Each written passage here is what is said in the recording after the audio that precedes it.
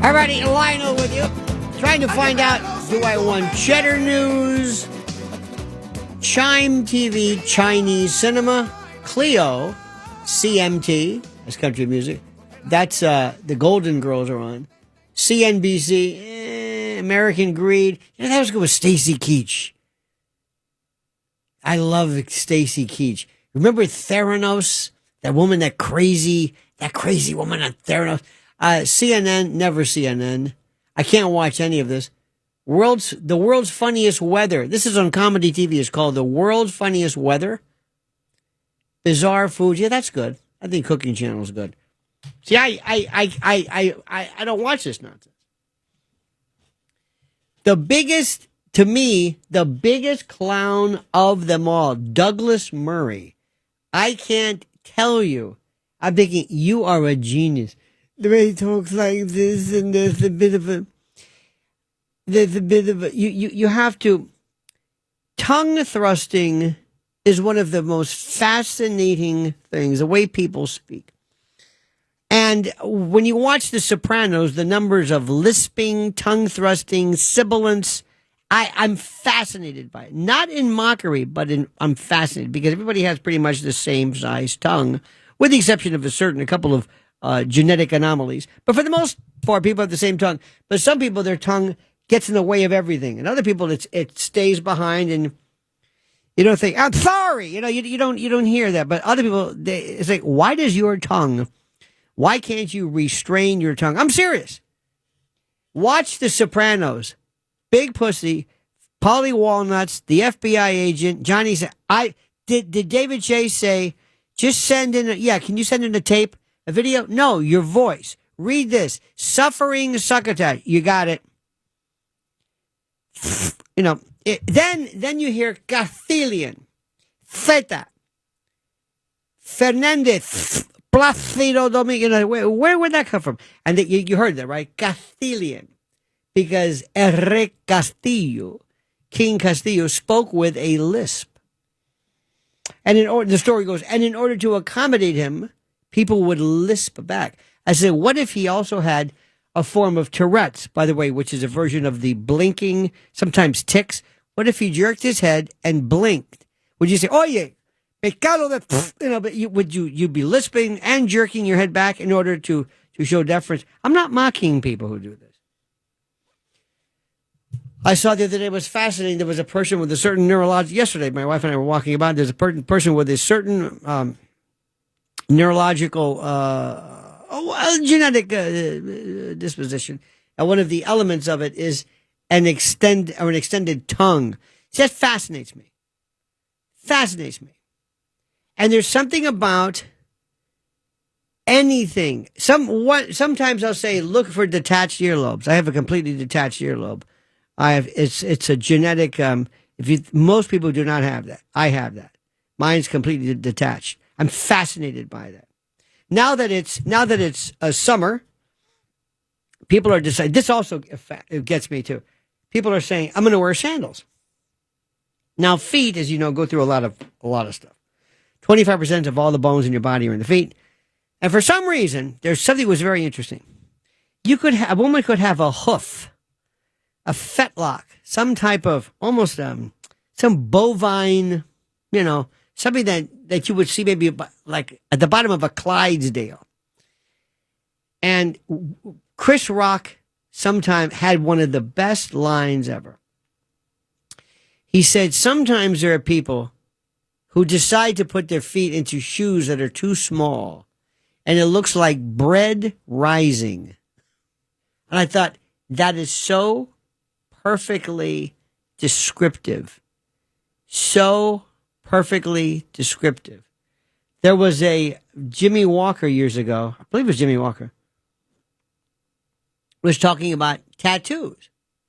And nobody ever talked about when people get tattoos, whether your skin, whether the color, the hue, the color of your skin allows for a tattoo. If you cannot see a tattoo, does that defeat the purpose? If there are some people, as you know, based upon, and this is not, of course, people are going to say it's racist, but if the color of your skin is so dark that I cannot see the tattoo. Does that defeat it? And Jimmy Walker said one of the most brilliant constructions, it's not really a joke, but he said it would be like skywriting at night. And I said, that's brilliant. Now, of course, people will say, that's racist. No, it's not racist. I'm fascinated by things. Just tell me how things are. Tell me how things are. I don't care. So anyway, so right now, of course, doing these, how do I say this? During summer, some people say, hey, it's great. I can wear, but I've noticed this. I heard this one time. I can buy a cute pair of sandals. I said, excuse me. Yes. You know how they have the morality police and allegedly in Iran. I don't know if they have them. I'm with the foot police. I'm self-appointed. And madam, you cannot wear sandals.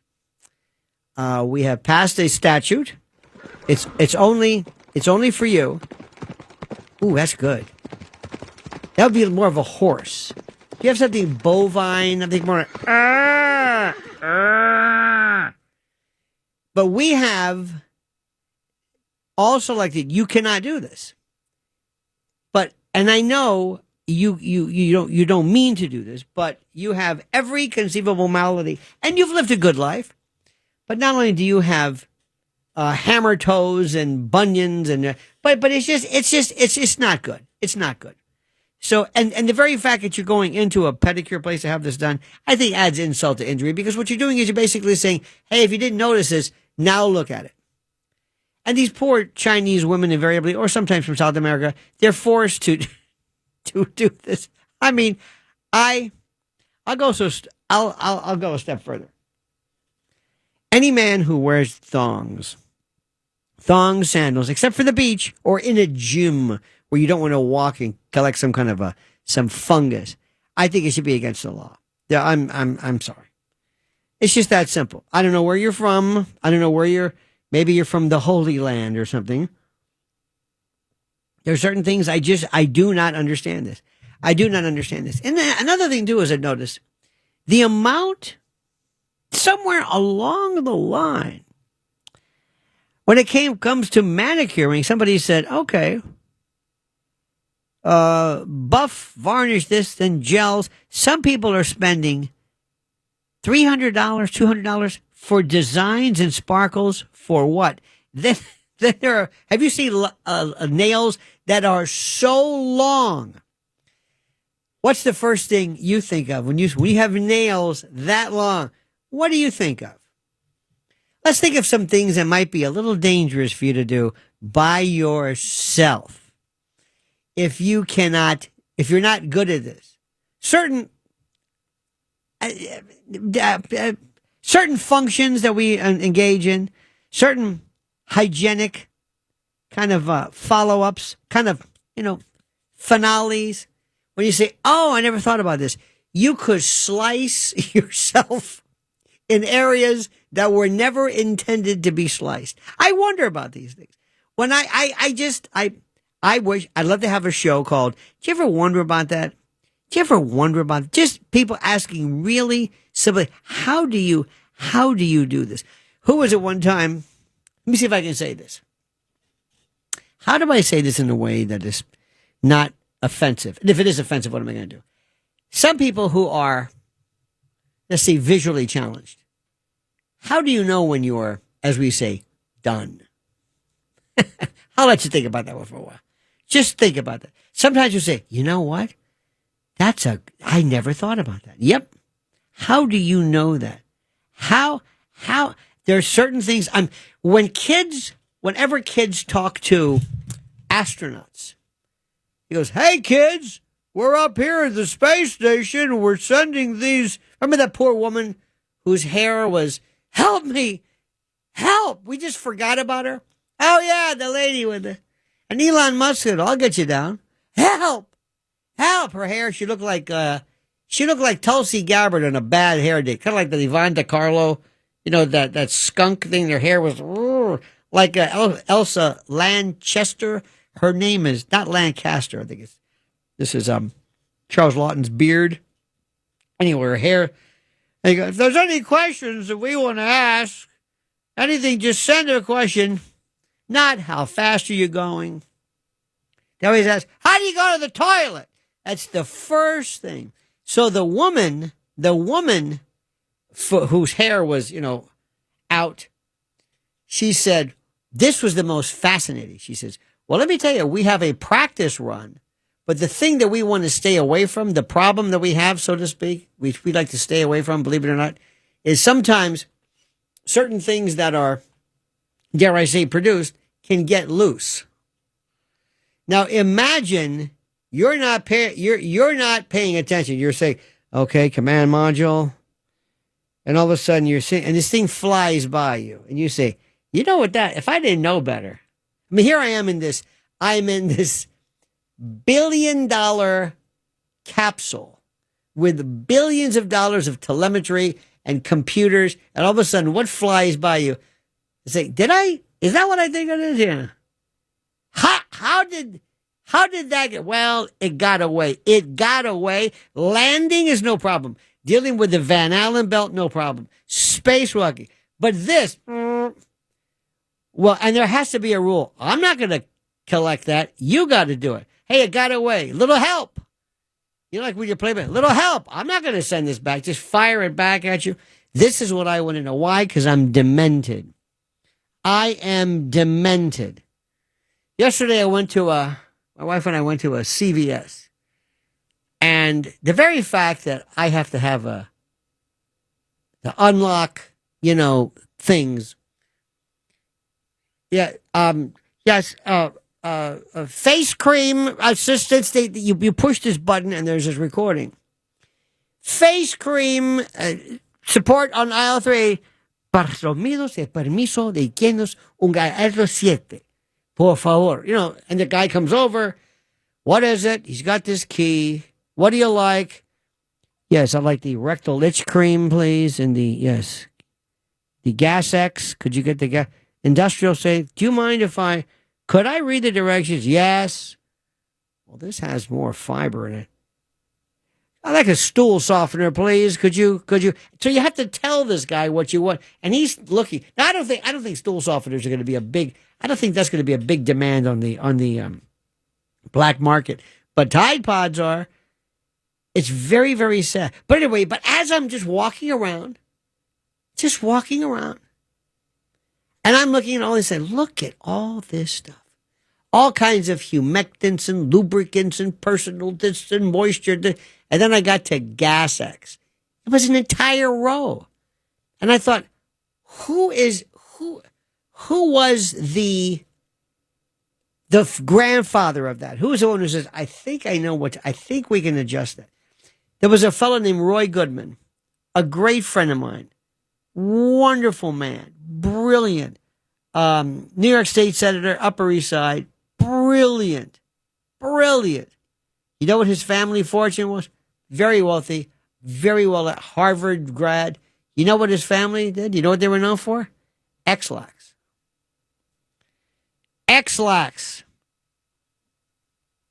Did you hear what I said? This was before anybody even knew about anything. There was one thing, and that was it. And they made a fortune. Talk about getting a need. See, that's fascinating. I would have a channel on TV just talking about the body and how things work. That's why I love to watch old House. You ever watch House on YouTube? Fantastic. You could always tell, by the way, two shows where whoever was the producer had a foot fetish. One is any Quentin Tarantino movie, which is inordinate amount of time, and also the same thing. There's so many feet references. If there is anybody who is under the age of 40, a woman, I guarantee you, at some point or another in the show, critical to this particular setup shot, will be this woman and her foot hanging out. But it's a fantastic show because I love anything involving the body, what the body does, or what it does. I am absolutely. Recently, I was talking. You ever heard? I hear there's these people out there and they talk about. I heard women talking about pregnancy. It's one of the most fantastic things. You talk about all of a sudden something invading your body. This is an invasion of a living critter. And it's in you and it's changing everything. And all of the attendant, dare I say, adjustments to all forms of life. Fascinating. Absolutely, positively fascinating. So with that in mind, when I tell you about something, whether it's political, whether it's actual, I tell you based upon a pure love of the knowledge of the subject that we're talking about. The real subject, not necessarily what you might feel uncomfortable speaking about, but the reality of what we're talking about. And the greatest subject that is in the news today, I will explain to you very shortly. It is the subject that everybody is talking about everywhere in the nation. And you would think that this being affected or affecting us directly, we would be the most conversant with the subject matter. Not at all. This is Lionel with your number is 800-848-9222, 2222. We're going to be talking about that and a host of subjects today. A host of subjects. A potpourri, a pastiche, a myriad, a mosaic, a veritable slumgullion, a gumbo of topics after this.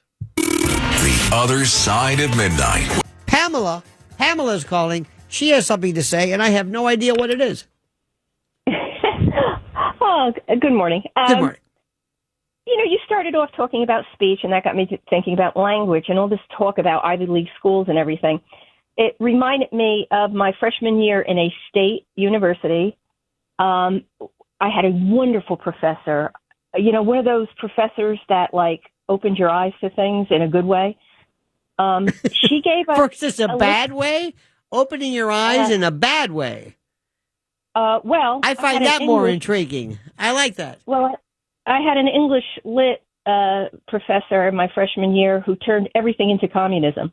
I mean, you could be talking about, Humpty Dumpty sat on the wall, the wall represents capitalism. Yeah, right. And if you didn't do the communist line, you didn't pass.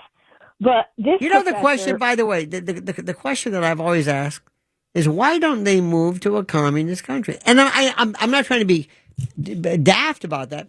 I have a friend of mine, very smart guy, who was a socialist. And I said, with all due respect, what are you doing here? You seem to be miserable. We're not going to go socialist unless you just want to comment. Why don't you go to where the socialists are? When in Rome, kind of in reverse. And I don't know. It's one thing I just do not understand. Anyway, I didn't mean to divert the discussion. Please proceed. Yeah, no, I totally agree with that. It's, go where it is, right? Well, this professor gave us a little bit of a pep talk and said, you guys think because you're in a state school that it's not as great as Harvard, et cetera. And she lived in Connecticut and she was friendly with, Ivy League professors. And she said, I could have taught at one of those schools, but I want to share the knowledge with, a state school. And I find this school to be very good. And that's why, I'm here. And, she was just a great, great teacher. And she was friendly with the author of our linguistics book, which was Noam Chomsky. Mm-hmm. And, we're naive freshmen. And, I've come to realize who Noam Chomsky was. There's a lot about Noam Chomsky. I think it's terrific. Right. His books, his language development books. No, there are some things he says. Some of his politics, I think, are absolutely spot on. They're not all. They're not all demented and leftist and all that. Not at all. Not at all. Right. So she opened up my eyes to the thought that, just because you're an Ivy League school does not mean that you are the best. Because she said that a lot of times Ivy League schools hire people who have given money, relatives, nepotism. And Well, that right. kind of makes the school not as good. And so I learned that lesson a long time ago, that just because now when I see, Harvard on a diploma, I used to be, all of us used to be impressed. I'm not so impressed anymore. Well, And, it's interesting. For some reason or another, I was not in school that day, not to use the term, but I was not in school that day when I was told that I was supposed to show some type of reverence to that. By the way, it's 30 past the hour on the other side of midnight with Lionel. I just thought I'd say that. I wasn't there for that one, when it comes to that. But aside from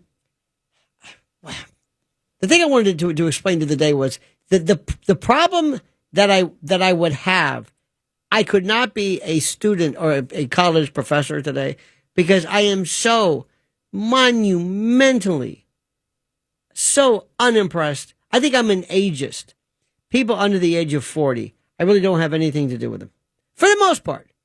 I just don't see I don't understand. Maybe everybody my age always looked this way. Gore Vidal said he never met a 6-year-old he didn't like or a 16-year-old he did like. And I'm finding that there is a real problem when it comes to kind of this various iterations of youth. Let me change the subject a little bit. One of the people that I find interesting, we talk about the politics, the political things.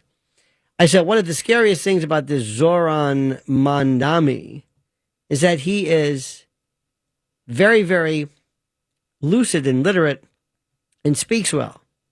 He is the counterpart to Eric Adams, who sometimes sounds like a buffoon. And somebody missed that for me saying, I want Zoran to be the mayor or something.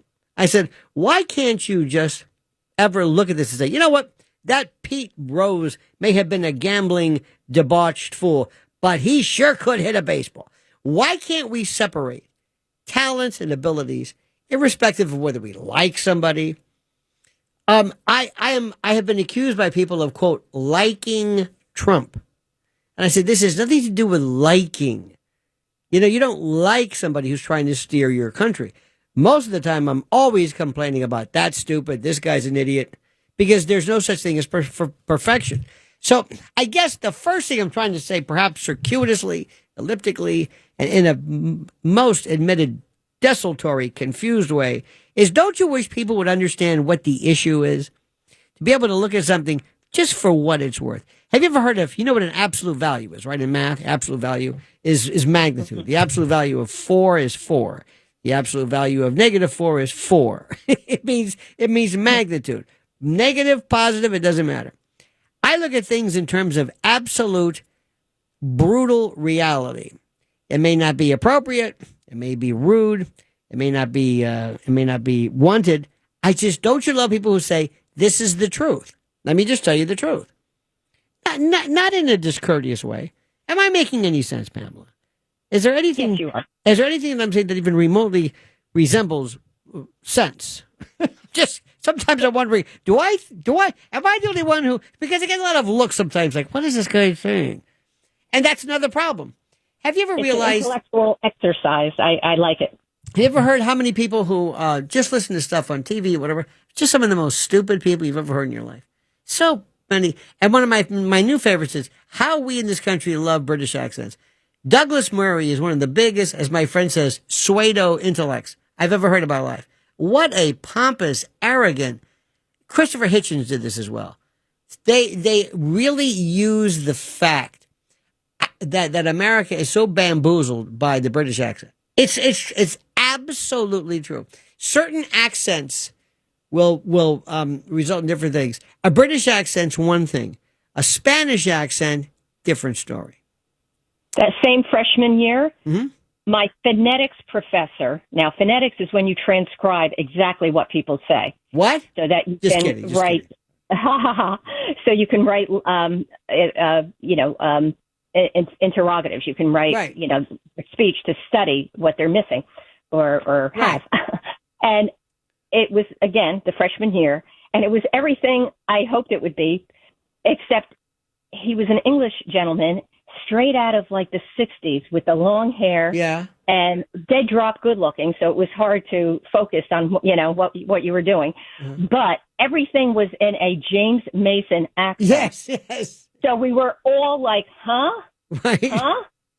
Huh? We had to transcribe everything. And I said, well, what you want us to put a Jersey accent on this? Or he goes, no, you're supposed to transcribe exactly what's funny? I'm saying. It's funny you say that. By the by, Bill Hader, this comedian, does a great James Mason imitation. I loved him. Wasn't he married to Pamela Mason years ago, if I recall correctly? This was the old days. I had one time the case in court. There was a stenographer. Stenographers fascinate me. They can take two different conversations at the same time, transcribe it using a system of codes and symbols. So I had a witness one time, and the witness said, and I'm paraphrasing, I was walking straight down the street, and the dude knocked my sky off. So I skied on back to my mama crib because it was 99 rolling in the hole.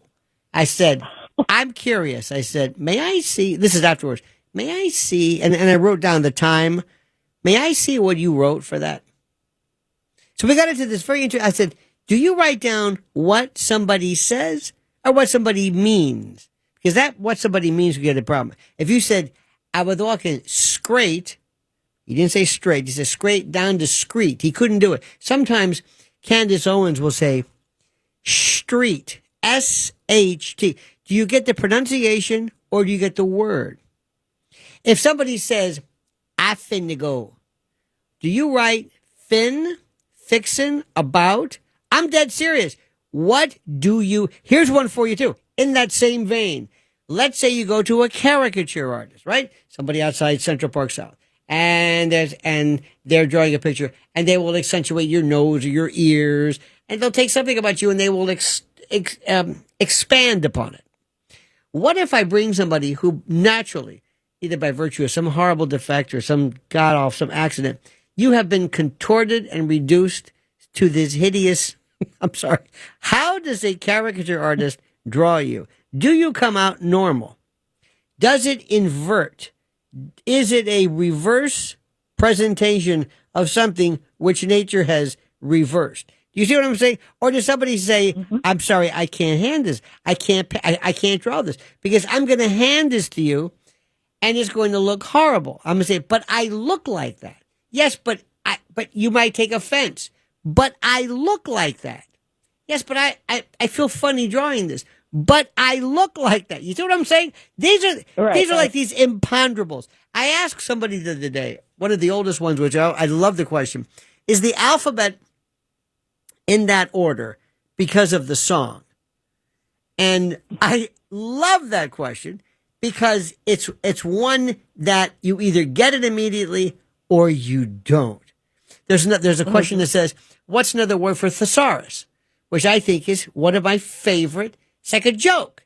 Because you get it or you don't get it. And you don't answer it. You don't, anyway, so I could just sit around and just ask. My mother one time said, if you can't read, you can't buy soup.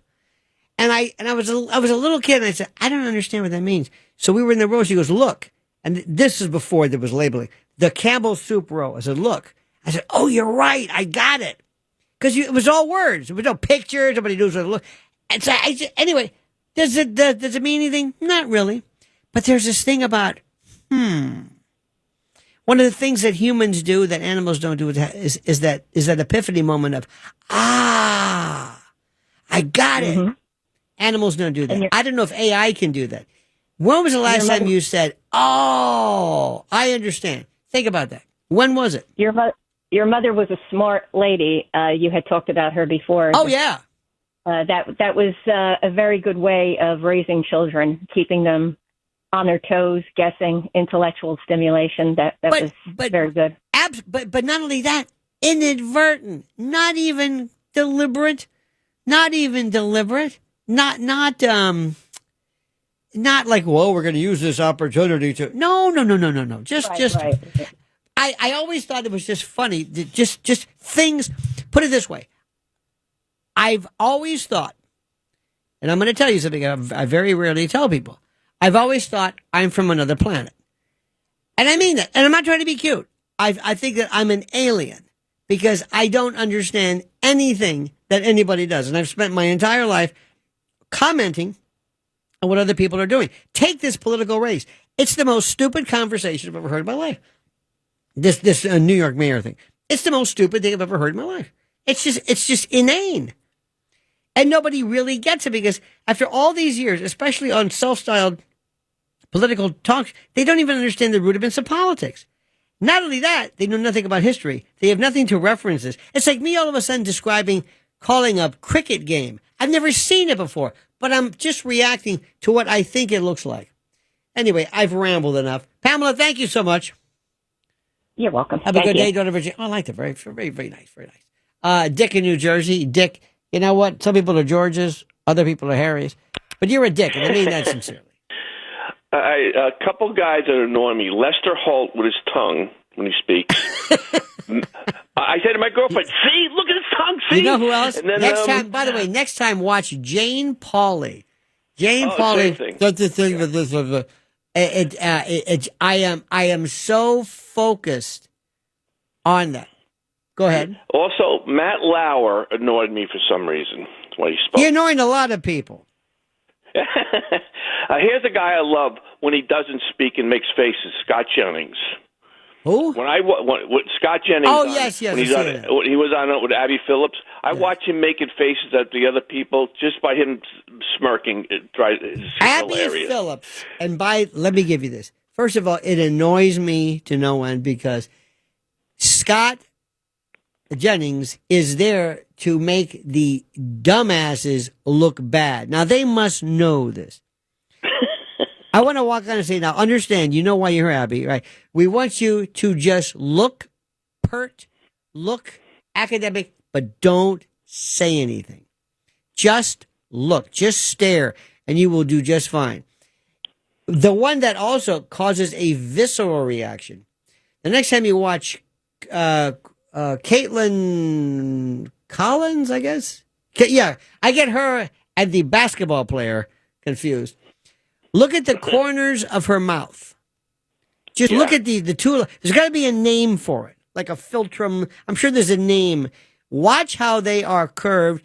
Once you see this, you will never be able to look at it anything ever again. Right. There was a fellow on a show called Cooking. Called Cooking. Oh God, America's Test Kitchen. Excuse me. This is obscure. But if I showed you this, I said, no, I'm going to show you something. This fellow who looks like he's had a massive ischemic attack. He looks like a unilateral. The bottom lip, it looks like something happened. And it is now used as an affectation. I love Yaphet Kotto when he spoke. His mouth was 90% tongue. I was fascinated. Yeah, like Lauer. No, like Lester Holt, yeah. Also, I love when people say, "Can I ask you your name?" I go, "Okay." Yes, right. Yes, you okay. may. Ask. Okay. Yes, go ahead. Rich. Okay. Or, as from now on, do this trick just for your own amusement. When somebody says, "Excuse me, what's your name?" Marjorie. No, seriously. Just for that 1 second, it throws them off. They go, no, that's because this I know. It's like they're saying, no, that's my name. Come on. I don't know why I find that so amusing. I find it so funny that 1 second of them, of this moment of incredulity where they can't understand why you disbelieve the name they've given. It just kills me. I don't know why. For no reason. Yesterday I walked in.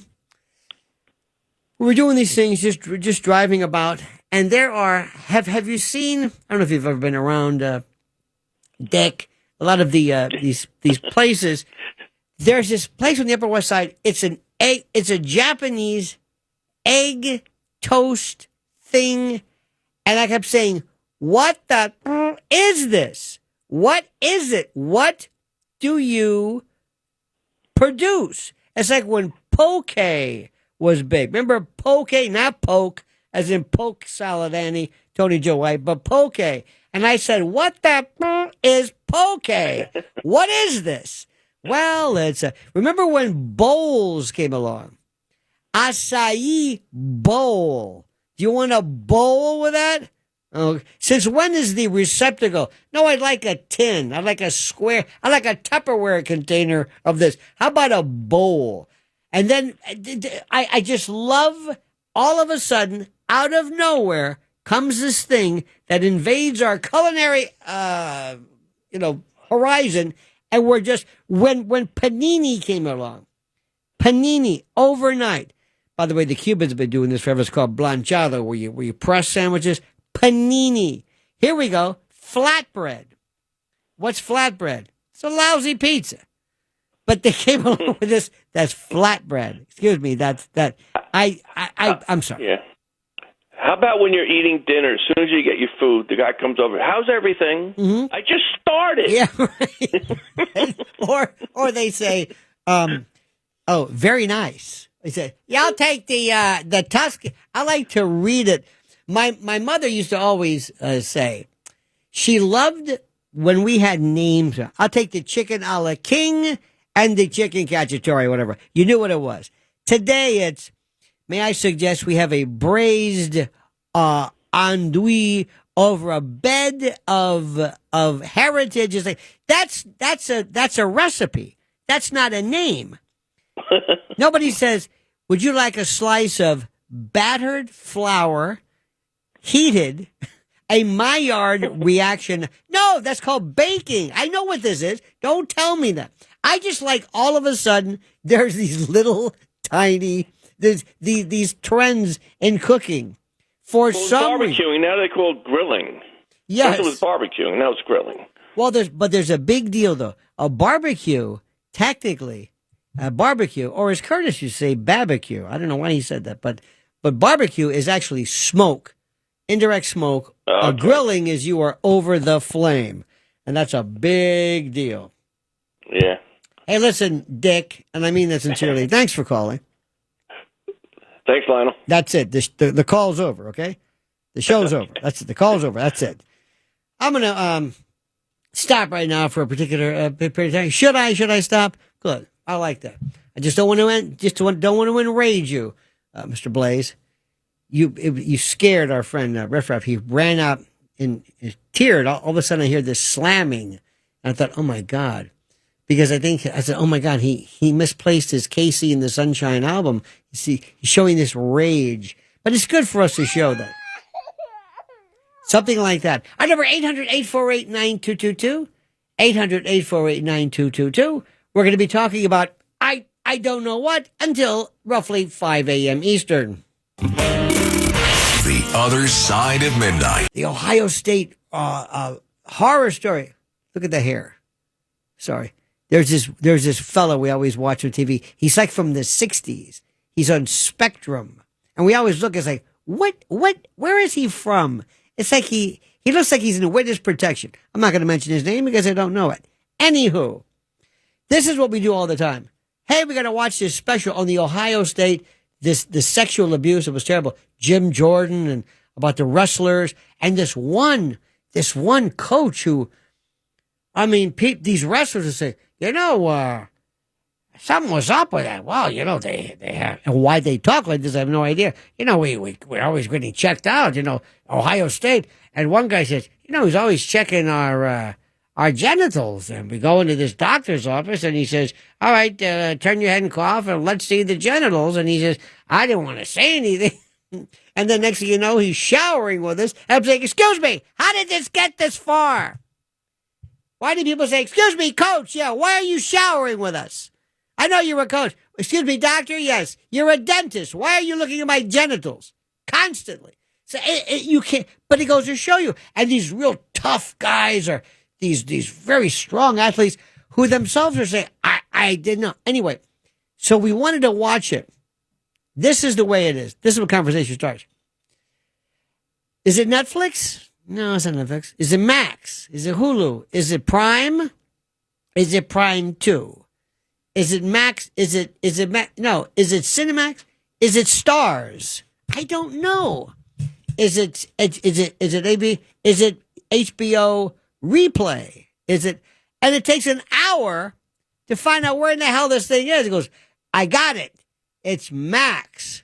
We got Max, right? Good. So I go to the Max and we watch it. It's terrific. And then later on, we'll say, now what was that again? On our bed, where we have the regular clicker, we call them clickers, the power clicker, this one clicker, I don't even know what it is. I think it's for a CD machine we had, but it's always in our. Then I have this thing next to my bed. It's the best deal ever. Somebody said, happy birthday. Oh, thanks. What is it? It's a little caddy you put next to your bed. Oh, okay. Best thing ever. And what it is everything you're using falls into it. Your phone, it falls. But we are nothing but, if I walked up and I said, if we lost all this, all these clickers, all these remote controls, I couldn't even turn this off. I don't even know where to turn. There's no buttons. What would we do without this? Think about this. And another thing too, don't you think somebody would have figured out a way a long time ago to say, you can program your phone or something. Every remote control or clicker has a tone so you can hear it. Because where is it? It might fall between the cushions. It might be under the bed. Do you ever say, I got to find this? Because you look for it and your hands are over the bed. You're looking for a lump. What's this? What's this? What's this? Oh, it's a sock.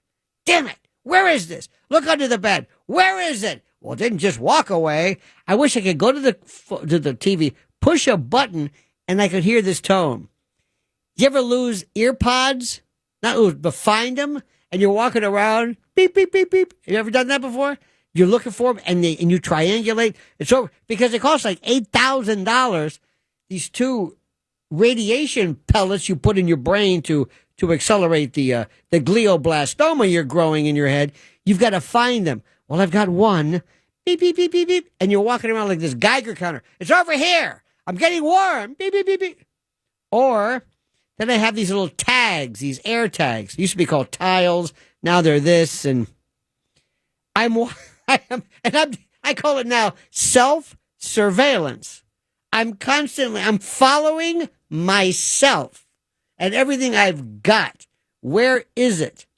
And it drives. There's nothing worse. The worst is, did I throw that away? Did I throw that away? And you look inside the kitchen thing and you say, do I have to go through this now? Yeah. So I feel like I'm some kind of a forensic unit. Okay. And you think this thing has got barbecue sauce and you take it out and it's like I'm like Quincy. I'm looking for, the zipper. Here it is. Got it. And then we get into this. Why the hell did you throw that away? I don't know why I threw that away. That's kind of weird that you did. I know, but I found it. Kind of weird that I know it's weird, but I did. That's it. You were about to say something, young man? You had that look. Did you accidentally throw this away? Because it's never on purpose. Yeah, right, exactly. It's always an accident. Imagine that. And you start thinking, did I accidentally throw this away? Because I didn't mean to throw it away. Because if you did, why are you looking for it? Right. Here's something which is and the reason you go there is because you think you've looked everywhere else it could possibly be. So the next step has to be it's in the garbage. What about this one? What was the last place you were? Or say, if I knew that. Now, I'm going to throw this one. This has nothing to do. This is maybe this is an apartment thing. I don't know. You have people, whether they're Airbnb or they're foreign or European, but every now and then somebody will put their garbage, like an empty box, outside their door as though somebody's going to pick this up. And I want to, as I leave at, midnight, I want to bang on the door and say, when I come back, if I find that out here, I'm going to lose my mind. Look at me. Do I look like somebody you want to mess with? The garbage is across the hall. Is it? Anyway, more coming up. Hour 2. Remember when we got mail? Remember when it was a good, like, I have this service. By the way, welcome back. I have this service. I have no idea what it's called. I have no idea. But you can go and you go to the, I guess, postal service, and I have, every day it tells me, this is what I'm going to get in the mail. It has a picture of each letter. Do you have that? I never realized I'm on this for some reason, which is great. It's like, why even bother? It's like when I got that jury duty thing. Oh, thank God. I never told you about that one. I can't find out what happened. I don't want to talk about. I'm careful not to say that was an incredible experience. But I want to make sure the case is disposed of before I mention it, because I don't want to. Like the Diddy case. We'll get to that in a moment. You see this one yesterday? They had a question that says, "I don't think this guy understands what's going on. Help!" Yeah, one of our jurors is a dumbass. Hello, I don't know where he's from. I don't think he understands. That's always good as a defense lawyer. Get somebody who goes, Brostinia, Philadelphia. You're my guy. Thank you. I'll take him. As is, Your Honor. He doesn't speak English. Precisely. Get him back there and hang him up. In any event. So yesterday, I get to see, ahead of time, every day, my mail. I get nothing. No cards. No letters, nothing. Nothing of any note. Form letters and the usual. And I want to, how do I say this? I see these poor mail people, these postal carriers, and they're not long for this world. You know that, come on, man. Mail, come on. Dude, I appreciate what you're doing, but come on. You want to mail something? I know we're all used to it, and God bless you. But they walk around and they just, they don't even look like mailmen. They had a uniform. Now they have these freelancers. I don't know who these people are. There's one guy, we have this one fellow who comes. He looks like a Unabomber. He has a full hoodie. It could be 109,000 degrees outside. Full hoodie and a mask. And anybody who wears a mask is demented. And he's sitting there sorting each one. I'm thinking, what is he? This is all crap. This is all total garbage. What are you doing? This isn't going to be around for much longer. But we don't get any mail. Nobody writes a letter. Yesterday, where I told you I was out, I'm buying, rectal itch cream. I kid, of course. But they have the card section. Do you ever see the card section of like at a drugstore? It's like so sad. The rudiments, birthday, anniversary. For him, for her. Even that, it's like cards. You're sending cards. What? Everything is gone. I'm seeing everything, all of the niceties that we used to have. Sending somebody a note. I didn't even get emails from people. Nobody can even write. I do this thing, which is interesting. Well, I think it's interesting. It's my YouTube channel, Lionel Nation. And whenever I go on before, every morning, we go on at 1 a.m. Eastern, and before I crank up my crowd to say, listen, come over and meet me here. It's called cross promotion. And as we are talking about something, there'll be a live section where people are talking back and forth. 90% of it is them talking to each other. Hey, Bob. Hey, Cleo. How you doing? Hey, Bob. LOL. It's nothing. It's meaningless. But what I'm finding is that I don't understand what they're trying to write. What are you saying?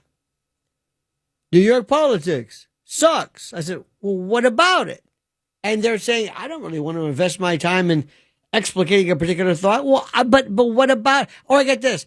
I'd love to come to New York, but I'm afraid. You're afraid of what? I'm just afraid.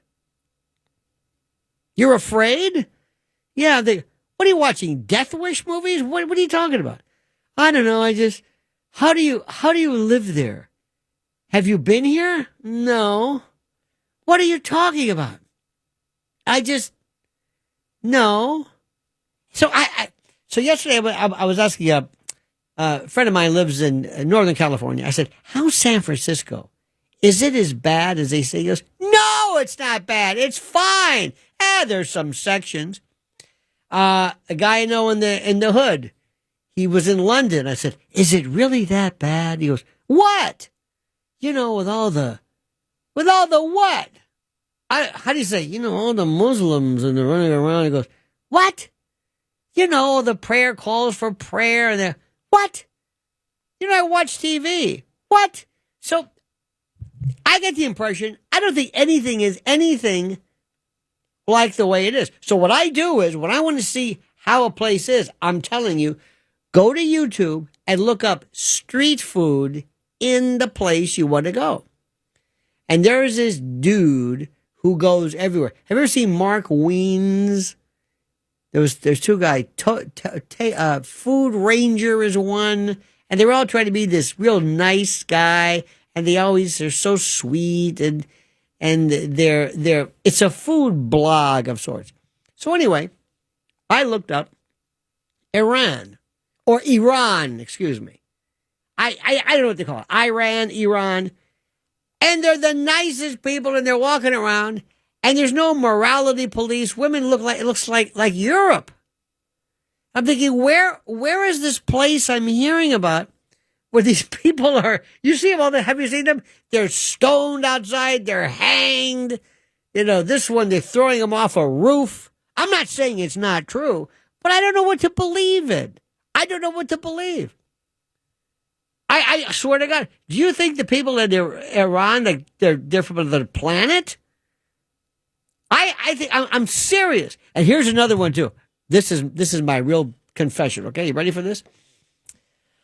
My high school buddy is a tourism guy. He has a travel agency, and he always every now and then open up Facebook and say, "Oh, here we are in Copenhagen. Here we are over here. Here we are in whatever Burgundy of France." And I said, I mean this. It's not about you. I said, but there is nothing that you've ever posted showing me a picture of anything where I have to go see it. I have no wanderlust. I've never seen I've got to see.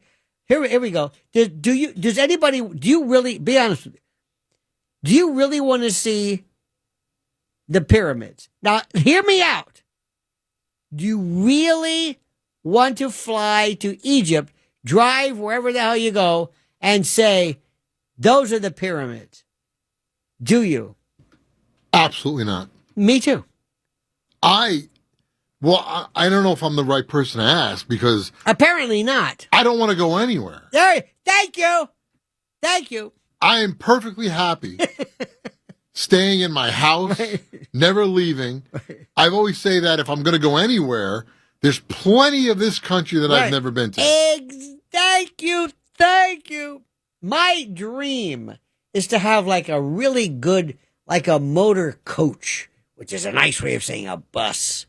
Maybe with a driver. I don't want to drive this damn thing. And I would love to just go to a place this is my bucket list. You know where I want to go? Oh, I think it'd be neat. New Mexico. Taos and Albuquerque, I guess. But, the whole Georgia O'Keeffe kind of a thing, mesas and that sort of. I just think that'd be, I don't know why. That I would like to, because it's American. Other than that, I don't really know. There's nobody says, I want to go to Montana. I said, okay, well, whatever. We were in Colorado one time, and my wife and I said, I met this guy. He says, have you been to Chugwater, Wyoming? I said, no, I have not. You ought to do it. And I looked and I said, it's not far from here. Let's go. So we drove to Wyoming. And I thought, everything was, the mountains, it's like somebody took a chainsaw and cut off a mountain straight across. I said, am I hallucinating? Where are the mountains? They're cut straight across. Is it the wind? Is it? So we drove into Chugwater. It's like 50 people. I don't know how many. It was the funkiest place. First of all, the name. And we stuck out like a sore thumb. Howdy. Can we help you? I love this. Then we went to Casper. You ever hear about Casper? Well, Casper is a big railroad hub where every railroad, the Union Pacific, they all meet. It's like, wow. And then there's like a Denny's. And then I saw these folks in Colorado. I thought, this is a funky place. Have you seen real cowboys? A real Western cowboy, a guy who's got legit, there's nothing urban cowboy about this guy. I liked him. So on our way back, we're going to I guess, Denver. I got to fill up the rental car because they'll charge you like $9,000 per gallon. You got to fill it up. So we went to a Phillips 66, and guess what it is? They had Indian folks selling goat at a Phillips 66. I said, this is great. I didn't buy it, but this is great. I love America. Here's what I don't want to see. You ready for this? The Eiffel Tower. Now, let me ask you a question. Even you, Riff Raff, bless his heart, Elias, he's been rather quiet today ever since you yelled at him. But have you ever said, I really don't believe there is the Eiffel Tower? I don't believe it's there. I think there's been this conspiracy my whole life where they've come up with this story. If I went there, unless I see it for myself, I don't believe there's an Eiffel Tower. I don't believe there's an Eiffel Tower. Sorry. I don't believe it. I don't believe it. I hardly believe there's a Statue of Liberty. Yeah, right. The first thing you see when you see it is, it's green. What the hell's the matter? What is this? It's green. That's it? It wasn't green when the French gave it to us. And I'm telling you, if they didn't tell us about it turning green, they definitely didn't tell us about the Eiffel Tower. You've heard about brass. Sometimes your wrist will turn black, brass, Anyway, but I feel terrible. So what I do is I'm saying Tehran. So I look through all these food blogs. These are the nicest people in the world. Why are we bombing them? Come on, look at them. Would you like some rice? Where is all the morality police? Where are the hangings, the beheadings? Where is it? Where do we go for the Now that might be something. Hey, there's a beheading or two. Count me in. Now that's worth the price.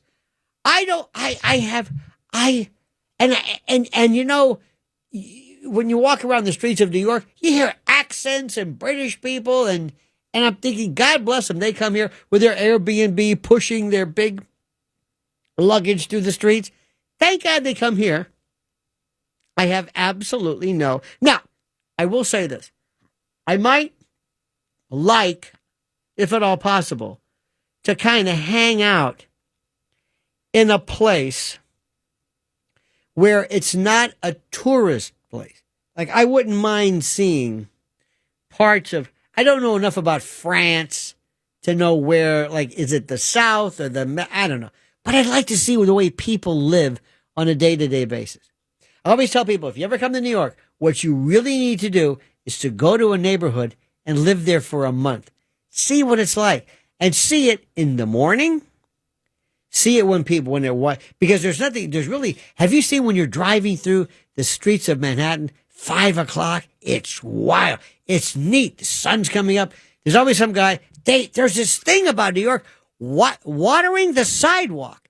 Everybody's watering the sidewalk. You're not getting rid, whatever's in there, you're not getting rid of it without water. The blood and the bodily humors and the whatever. But have you noticed this? It's the national pastime at 5 o'clock in the morning. I don't know what it is. And what's interesting too is this had me going, there's a place, I'm not going to mention it, but there's a place in the hood, has a name. And I said, what is this place? It's a kind of a one-stop food place. You know what I'm talking about. And they have all these places. Bobby Flay, Marcus Samuelson, all these different places. So Blaze tells me, listen, see all these names? Yeah, they don't exist. What do you mean? They're just names. No, but it says Bobby Flay. No, it's not Bobby Flay. It's one place. You call this place up and you say, yeah, I like the chicken from Marcus Famous, and I would like a creme brulee from, and there's one guy in the back, and they're just making it there. And I guess they buy the name but these fellows every day deliver bread. My God. To look at this, you're thinking, this one little place, who goes there? The amount of food every day. And this is turnover. They're not just, there's not old bread stacked up where somebody's saying, quit ordering all this bread. They're not eating. No, they go through this on a regular basis. I am fascinated by this city early in the morning. How about these guys with the halal stands? Halal, how are you? No, but the halal or the little carts, and I'm on the west side, and what do I hear all the time? Horses. Constantly. I live in this Marshall Dillon world. I hear the horses. Like one day I had the windows open and somebody said, is that a horse? I said, yep. Where are you? I said, what side? There's just great. So that's what I want to visit. So if you can tell me where to go to see that, but I don't want to go see the Eiffel Tower. I believe you. It's like I feel like the Griswolds, a Grand Canyon. What? But I don't believe you. Yep, that's it. That's it. Our number is 800-848-9222. By the way, to reach me, to find me, to learn of me, go to lionelmedia.com.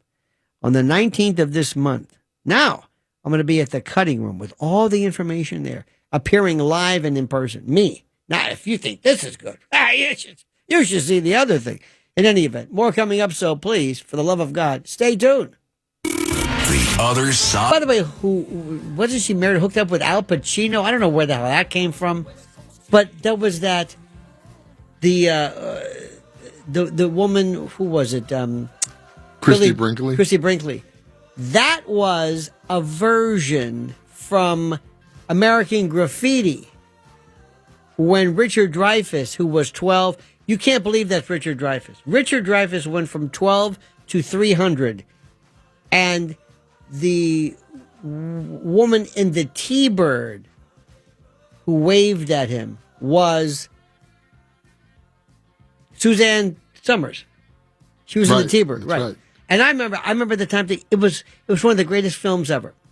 And they did it in this movie with Christy Brinkley. Mm-hmm. They did it in Fast Times at Ridgemont High remember when he's driving and he's wearing the pirate outfit and he's making the delivery and he pulls up and he looks over and there's this girl in his car and he's looking at her. It's Judge Reinhold, and he's looking at her and he's smiling and she starts laughing. That's Nancy Wilson in the car. Remember? From Heart. In Fast Times at Ridgemont High. No, that's not the dark-haired one. No, that's the other one. Right, the other one. Player. Because let's face it, whenever you talk about the sisters from Heart, what do you call them? The singer, Well, there's... Yeah, I know, right? Yeah, there's this terrible, the one who's, not the one who's, no, the other one. Oh, okay. No, that's the one, okay, yeah, no. I'll give you an example of something right now. I just looked at my YouTube, and I looked at, this is food tours, Iranian. There's one show called Best Ever Food Review Show. American Eats Iran Rare Middle Eastern Food Tour. 18 million views, okay? It's called Best Ever Food Review Show. He's got the red bandana dude. Then there's Mark Wiens, Wiens, who always looks like it's some of the best photography. He is great. And then there's this fellow Food Ranger who speaks perfect Chinese, okay? Cooking Persian, Iranian traditions, street food in Iran, most popular Iranian foods. Women are walking around. It looks like Europe. And these are not, this is not some kind of propaganda. They're just buying. Now, I'm telling you, This is my answer to world peace. Don't go there. You're not going to go to Iran. I'm not going to go there. Go to YouTube. Look up food tours wherever you want to go. I don't care. Borneo, wherever it is. And you'll say, oh, it's pretty good. If you want to know about how people are at 30 past the hour on the other side of midnight with Lionel, just go do this. YouTube provides me with some of the greatest. I love food. Have you ever seen Indian street food? There's a takeoff of two Americans selling hot dogs in the style of Iranian street food. And it is the fun. I'm not Iranian, Indian. It looks so unhealthy and so just unsanitary, but it's funny. But it looks good though. And there's the guy chopping onions 8,000. Have you ever seen in Japan them do Japanese do these omelets? Have you ever seen Japanese? Japanese are the most brilliant people. I'm telling you, if I ever had, if I ever had to figure like, well, I got to hang out for a while, it would be Japan. The politeness. Oh, dear God. Oh, dear God. The sense of bowing politeness. And I'm so fascinated by this. Have you seen everything they do? Have you seen it takes longer to be a sushi expert in Japan than it takes to be a neurosurgeon in our country? I'm not kidding you. Look up on YouTube. This is the greatest thing in the world. Furniture construction, furniture design without nails. This perfect construction, the precision. But anyway, look at eggs or egg, E or A, depending on how you pronounce it. It's the most incredible thing you've ever seen in your life. And these pans, these tornado scrambled eggs, you figure how many different ways can you make a scrambled egg, right? Scrambled egg or an omelet. That's it, right? Frittata maybe. If you want to be, it's a scrambled egg. It's a hard, not the Japanese. No. They've got this, I don't know the name of it. They have this, it's incredible. They're genius. Have you seen a Japanese white bread or that jiggly cake they make? It's, oh my God. Have you seen their soda, their soft drinks? Where you open it up and there's a little pellet inside that you release into the thing. You shake it up. I mean, it's like a bomb. Brilliant. So what I'm saying is, I don't need to go to Japan. I go to YouTube. That's good enough. But if I had to, I love the way they say on a subway, they don't talk. You don't talk. And I also heard somebody, and I love this, and listen to me very carefully. They were talking to some guy, some dude, some feller. And they asked him, he was talking about these expats, what is it like? And he said, the most incredible people in the world you've ever met. However, I think he was romantically involved with somebody or was thinking about being romantically involved, or I don't know what the hell it was. But he said to someone, is there any chance of us, marrying or whatever? And the woman said, no. Said, no. And the father said, listen, come here, kid, have a seat. I like you. You're okay. But we're Japanese and we don't want to mix. Now, I'm not saying all Japanese say, I'm not saying that. This guy made it very clear, according to this expat. I completely understand. You don't want somebody coming along and ruining the bloodline. You know what I mean? Like a dog. Exactly. Now, how come I can listen to this and I'm not offended by it? Why? Why am I not offended by this? Because I don't get offended. because I understand people want to say we want to always look Japanese. We want to be Japanese. We're not Chinese. We're not Korean. Hell, they don't even want that. And there's nothing wrong with it. So what I'm saying is, while we're all talking about bobbing around, we're going to get around. Go on YouTube, look and just see how they eat. Look at the women walking around the back. Where are these morality police pulling up? I'm not saying that they're not there, but the way you have them, they're thrown into vans and beaten, and you have these public executions, and it's not what you think. Which goes back to what I said initially. How many times have you heard people talk about New York? And they don't live here. Or I'm talking about San Francisco because it's got to be a hellhole because I don't live here. Or I'm talking about any other state because I don't live here. All right, let's go. Let's go to Al in a mystical, magical place called Indiana. Indiana wants me. I just want you to talk to. I don't know who did that song, but it's called Indiana Wants Me. Remember that with the siren in the background? I don't know who did it. In any event, Al, you're on the other side of midnight with Lionel. Hi, Lionel. How are you, Al? Okay? I'm excellent. How are you? Fantastic, sir. Thank you. Thank you. I'm one of those, one of your YouTube transplants. Bless your heart, see? And I wanted to discuss what happened to this 90-year-old man. He's still around, but he moved a submarine veteran. What 90-year-old man? What are you talking about? His name's Big Jim. We'll just say Big Jim. Okay. And I met him at the local McDonald's here in my little town of Indiana. No, the reason why I ask is you made it sound like I would know who we're talking about. Like there's this, No, he's not a famous. He's not a famous submarine. Right. Very good. Talk to me. However, he got double pneumonia. Mm-hmm. And the boogie woogie flu.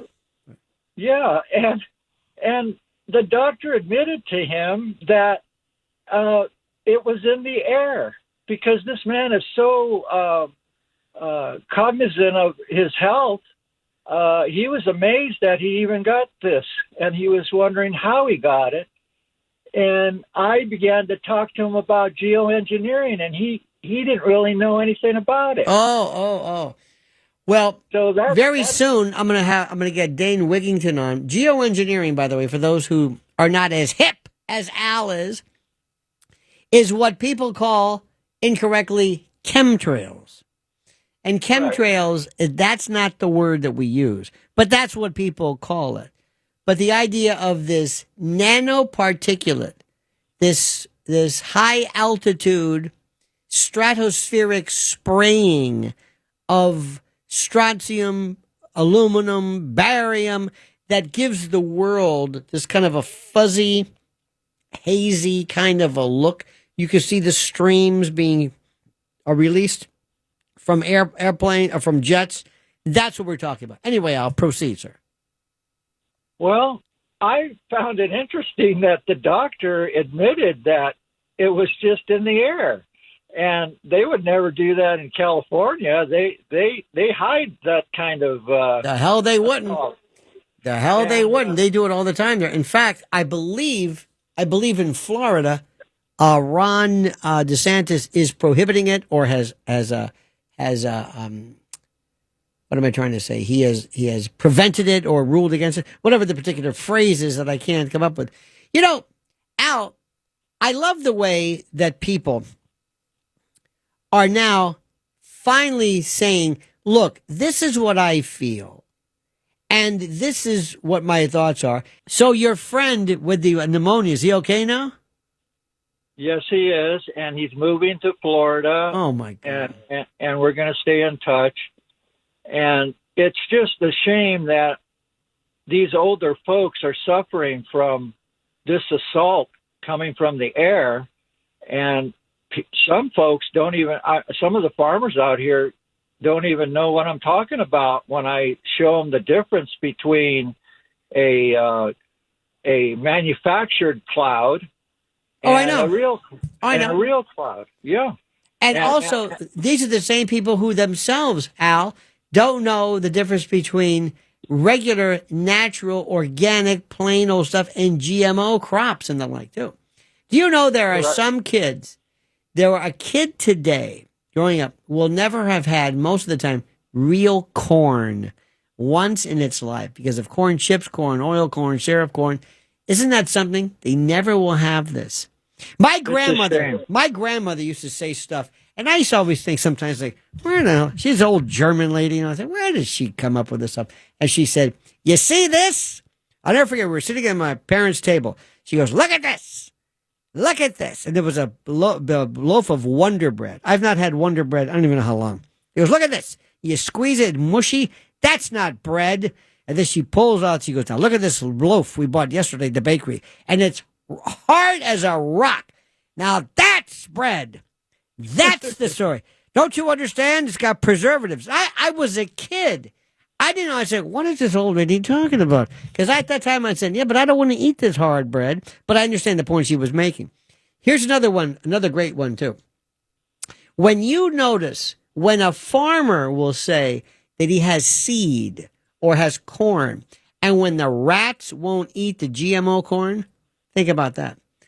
There is a corn called BT corn, not BTK, that's a serial killer, but BT corn. And it expresses in it a natural insecticide to kill bugs. Now, you're eating something that expresses, in essence, a natural insecticide, but it won't hurt you. Can you believe this? Well, we don't know if it'll hurt us or not because I'm saying, studies on it. If it's killing bugs, I have an idea. It's probably hurting us as well. Little girls walking around, developing and going through menarche and menses and breast, so accelerated because of the recombinant, all of the growth hormones in food. It messes everything up. Al, a chicken, you're not supposed to have a 5-pound breast from a chicken. There's no such thing. That's the breast. That's not even the chicken. There's no such thing as this. They don't exist. When the farmers, Lionel, when the farmers don't use these GMO cooked up seeds and the seeds blow into their lands, then they'll get fined. You saw that. It was called Food Incorporated or something, where the Monsanto people came in. I used to go berserk. I tried to tell people, all I want to know is I want non-GMO. Let me tell you something. There's this in our neighborhood every year. These folks, and I don't know, I'm sorry if they're South American, Chilean, Incan, Peru. I don't know where I have no idea. But they have corn that I have never seen before. Black corn, white corn, yellow corn, big corn, and it's this beautiful, artisanal, wonderful, diverse corn from their country. It's the most wonderful thing I've ever. From heirloom seed. Yes. But what happens is God wants us to have heterogeneity. God loves there to be diversity in plant, in forms of whatever. I mean, nature, we are destroying. Remember in the 70s, there was a commercial for chiffon margarine. And the line was, it's not nice to fool Mother Nature. Oh, yeah. What we are eating, the stuff that we eat, the plain old stuff. Final point. When we were kids, did you remember seeing a lot of overweight people when we were kids? Remember when we thought Jackie Gleason was the biggest thing anybody's ever seen? Or Cannon. Remember William Conrad? There was a time around the turn of the century, carnivals would have somebody who weighed like 300 pounds or whatever it was. And people would travel 100 miles to see this. Now we're seeing kids like that. Something drastically has happened. They're finding, listen to this one. And after the Korean War, this is a terrible thing to say, but Colin Campbell pointed this out. And he said that for the first time, doctors and physicians and health officials had the chance to visually observe the coronary arteries of young men killed in the Korean War. Okay, they saw fatty streaks like you can't believe. Next came Vietnam, even more so. They're finding it in kids. Everybody today, as part of your, remember what I'm saying, everybody will start off getting an LP(a) test, lipoprotein A test. They will have their LDLs looked at when they're like in their 20s, and they will be able to stop and catch coronary artery disease, atherosclerosis immediately in a completely different way of looking at everything. You won't hear about cholesterol. You'll be going to a doctor at the age of 20, maybe early, to find out right off the bat, do you have genetic predispositions to this? Do you know that when everybody was going crazy regarding COVID, the number one killer in this country is coronary disease, heart attacks, that sort of thing. 750, 800,000 every single year, younger and younger and younger. And do you know what the first symptom of most people who have coronary artery disease? It's death. It's this thing that has just been forgotten, just ignored. And you could save lives. One more thing, Al, then I'll let you go. I keep saying that. If I were in charge of this country, I would say, Mr. President, I want to have I don't care how you do it, but I want to be able to go into the black community, poor community, Latino community, urban community, whatever it is, and I want to have special credits so that they can buy food. I want to lower the average BMI in African American communities by 10%.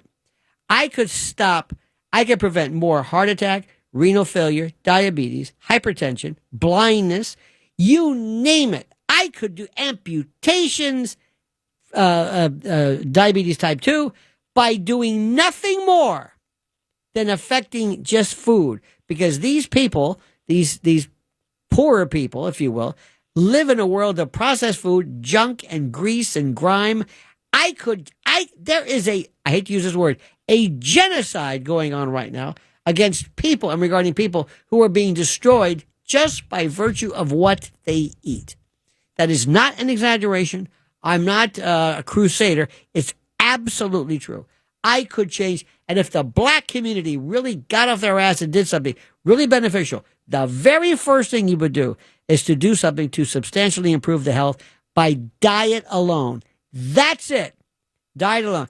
Dick Gregory was on to something a long time ago. Our number is 800-848-922222. Figure out as many twos as you want. We have more coming up on this show that we call, interestingly enough, The Other Side of Midnight.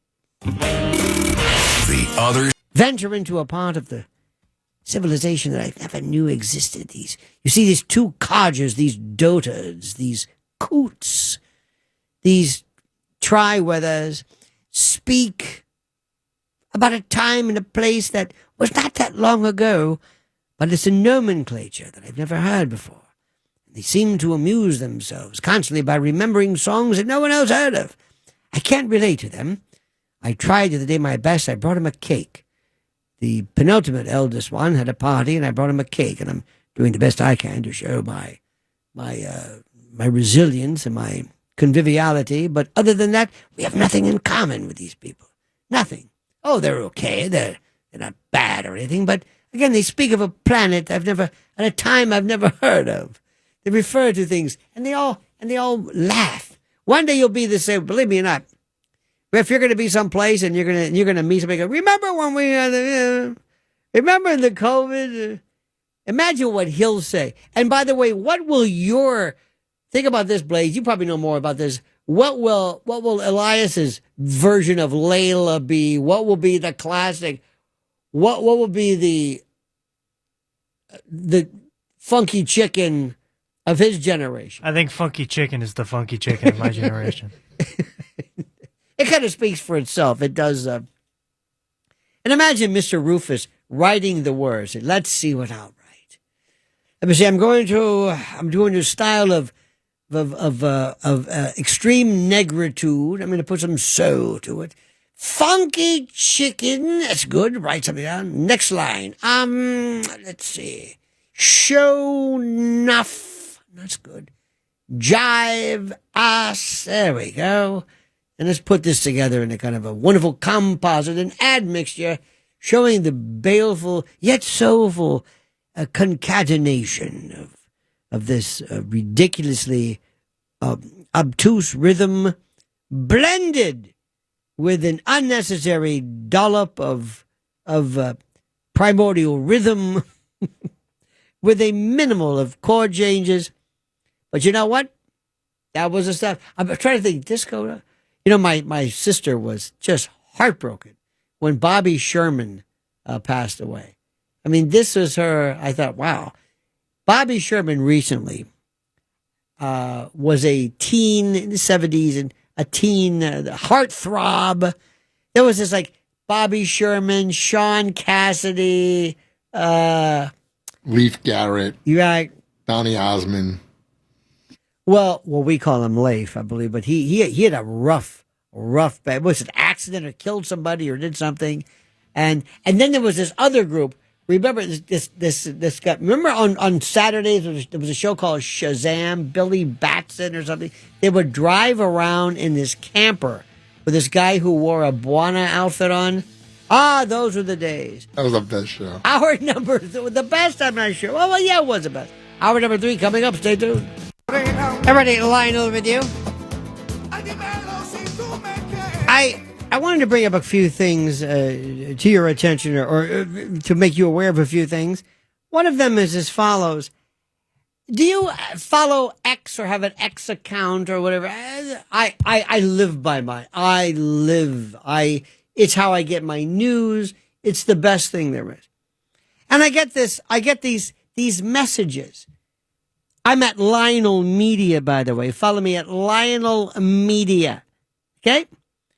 And I read these things, and I don't know what this is even all about. But I'll try my best. And I get these messages, and I don't know what they mean. This is what I got. Somebody, it says,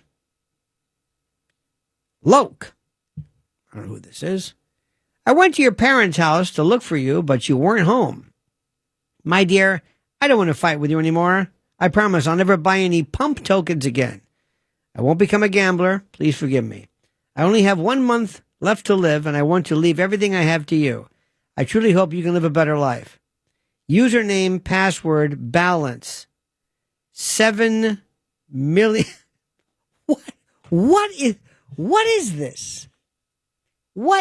I get this all the groups of people who are meeting, I don't know what the hell's going on here. Just leave me alone. Just for the love of God, leave me alone. And the number of people, have you been blocked? Any of you folks, have you ever been blocked? Have you suffered the ignominy and the opprobrium and the shame of being blocked from YouTube? Oh, I've got Keith Olbermann, like it matters. Alec Baldwin, David Crosby, I think Tater. What's his name? Brian Stelter? Tater? Oh, Piers Morgan. Somebody else too. Now, I don't block anybody. I'll ignore you. But to be blocked? And the best is, I want there to be a German word for this. See, leave it to the Germans. The Germans have the best words. Weltschmerz, Sitzfleisch, was it Gotteram? I can't never forget this one. Witzelsucht, my favorite neurological disease, where people are prone to excessive and unnecessary puns and jokes. And anyway, leave it to the Germans to come up with that as a neurological disease. Anyway,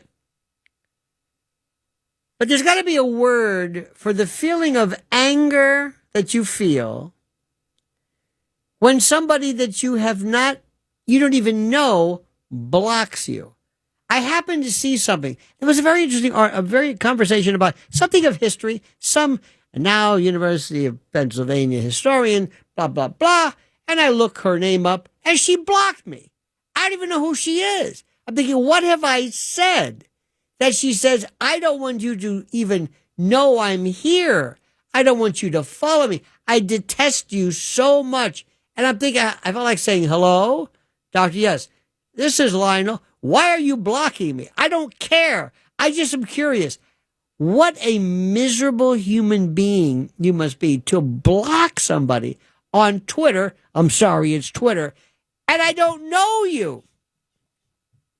You know, there's this thing called ignore, where it's like, I just don't see you. I'm not going to block you, give you the pleasure of this. It's it's the weirdest thing I've ever seen. You have no idea. And again, I'm going to be thinking about that for the rest of my life because I just worry about these things. Oh, let's go. We have Mike and Al and Robert and David. We're going to go back to the phones, back to what I call fun. Our number is 800-848-9222. Don't forget, follow me at lionelmedia.com. Lionelmedia.com. July the 19th, I'll be at the Cutting Room live and in person for you and yours. And also, anything you want to say, leave words, follow, whatever, let me know.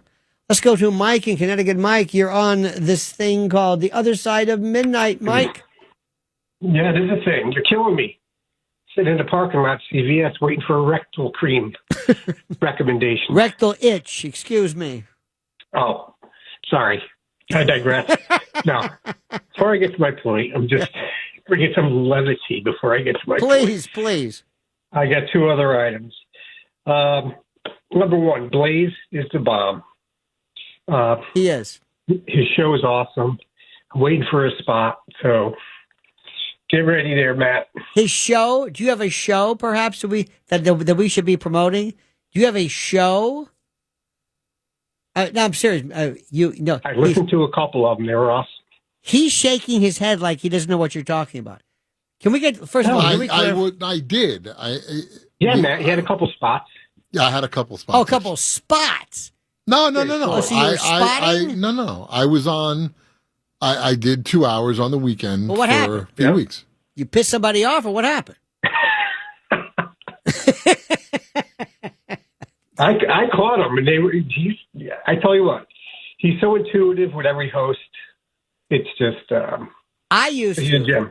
I find that most of the time, the best I have any kind of show that has anything to do with colon blow, any kind of weekend, anything that's any kind of weird, and now YouTube has really provided me for such information. There was a woman named Dr. Pimple Popper. Have you seen that one? Okay. There's a young lady.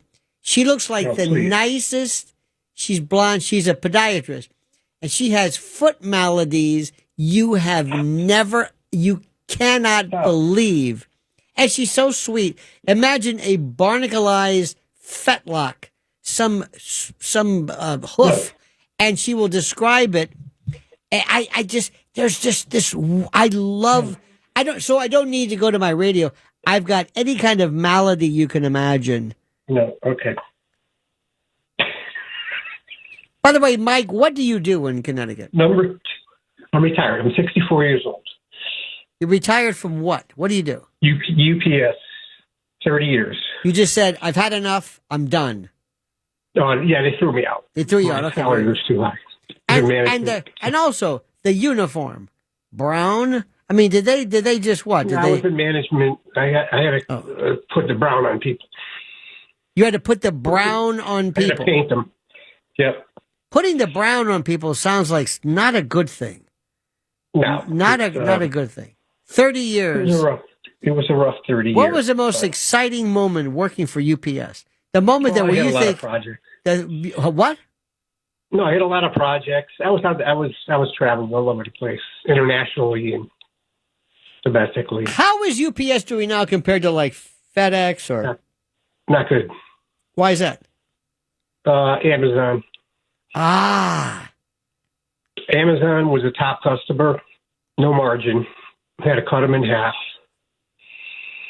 and there'll be more to come. Well, Amazon's going to be doing their own. What does Amazon do instead of UPS? They have their own, like their.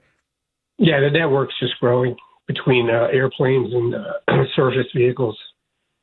You know what we'll notice? Well, sometimes, you get some good. My wife ordered something. I don't know, like a top or some. I don't know what it was.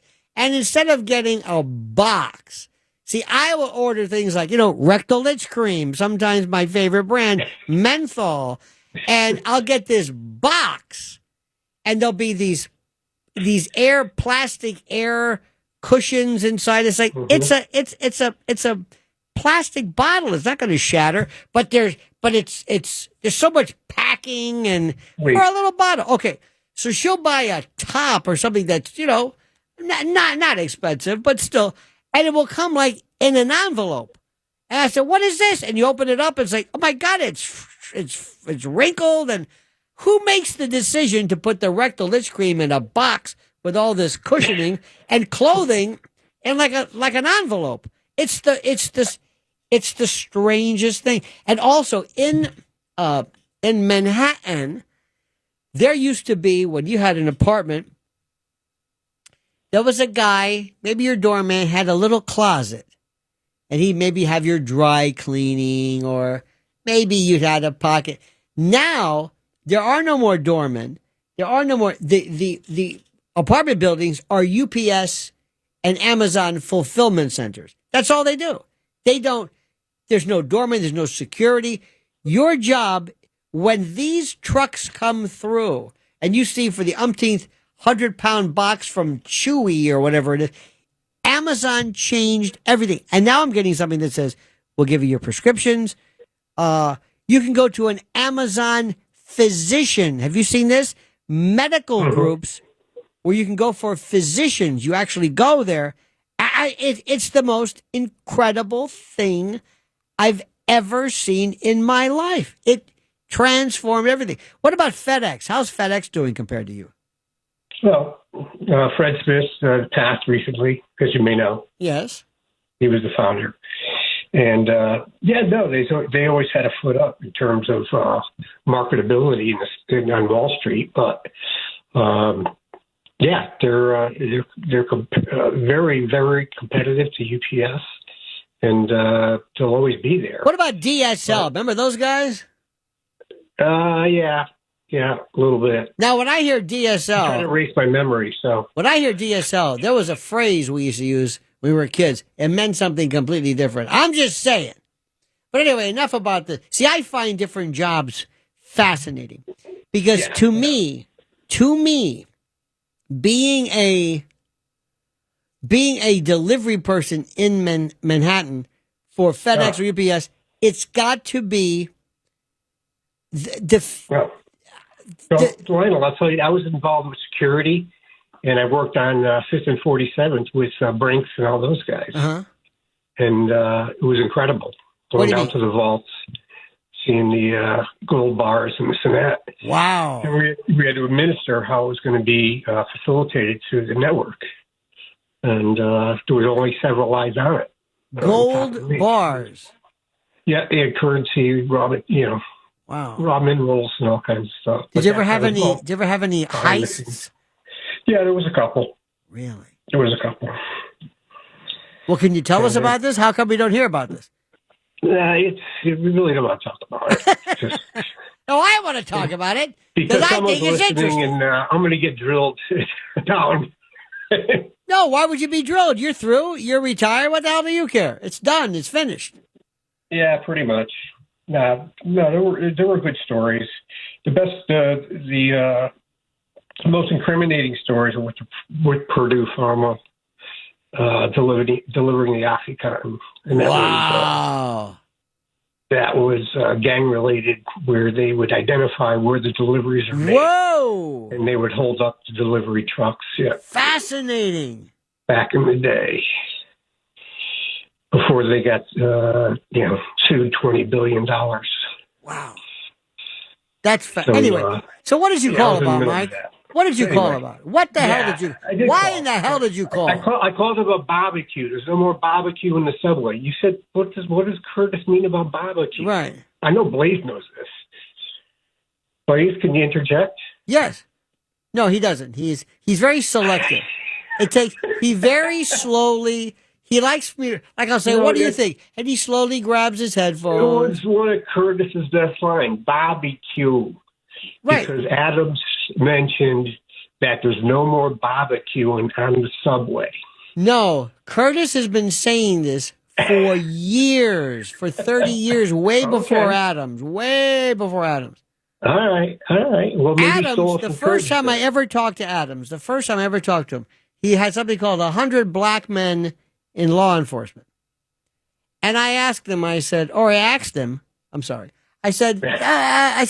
if I were a law enforcement, could I join you? He says, no. I said, because I'm not black?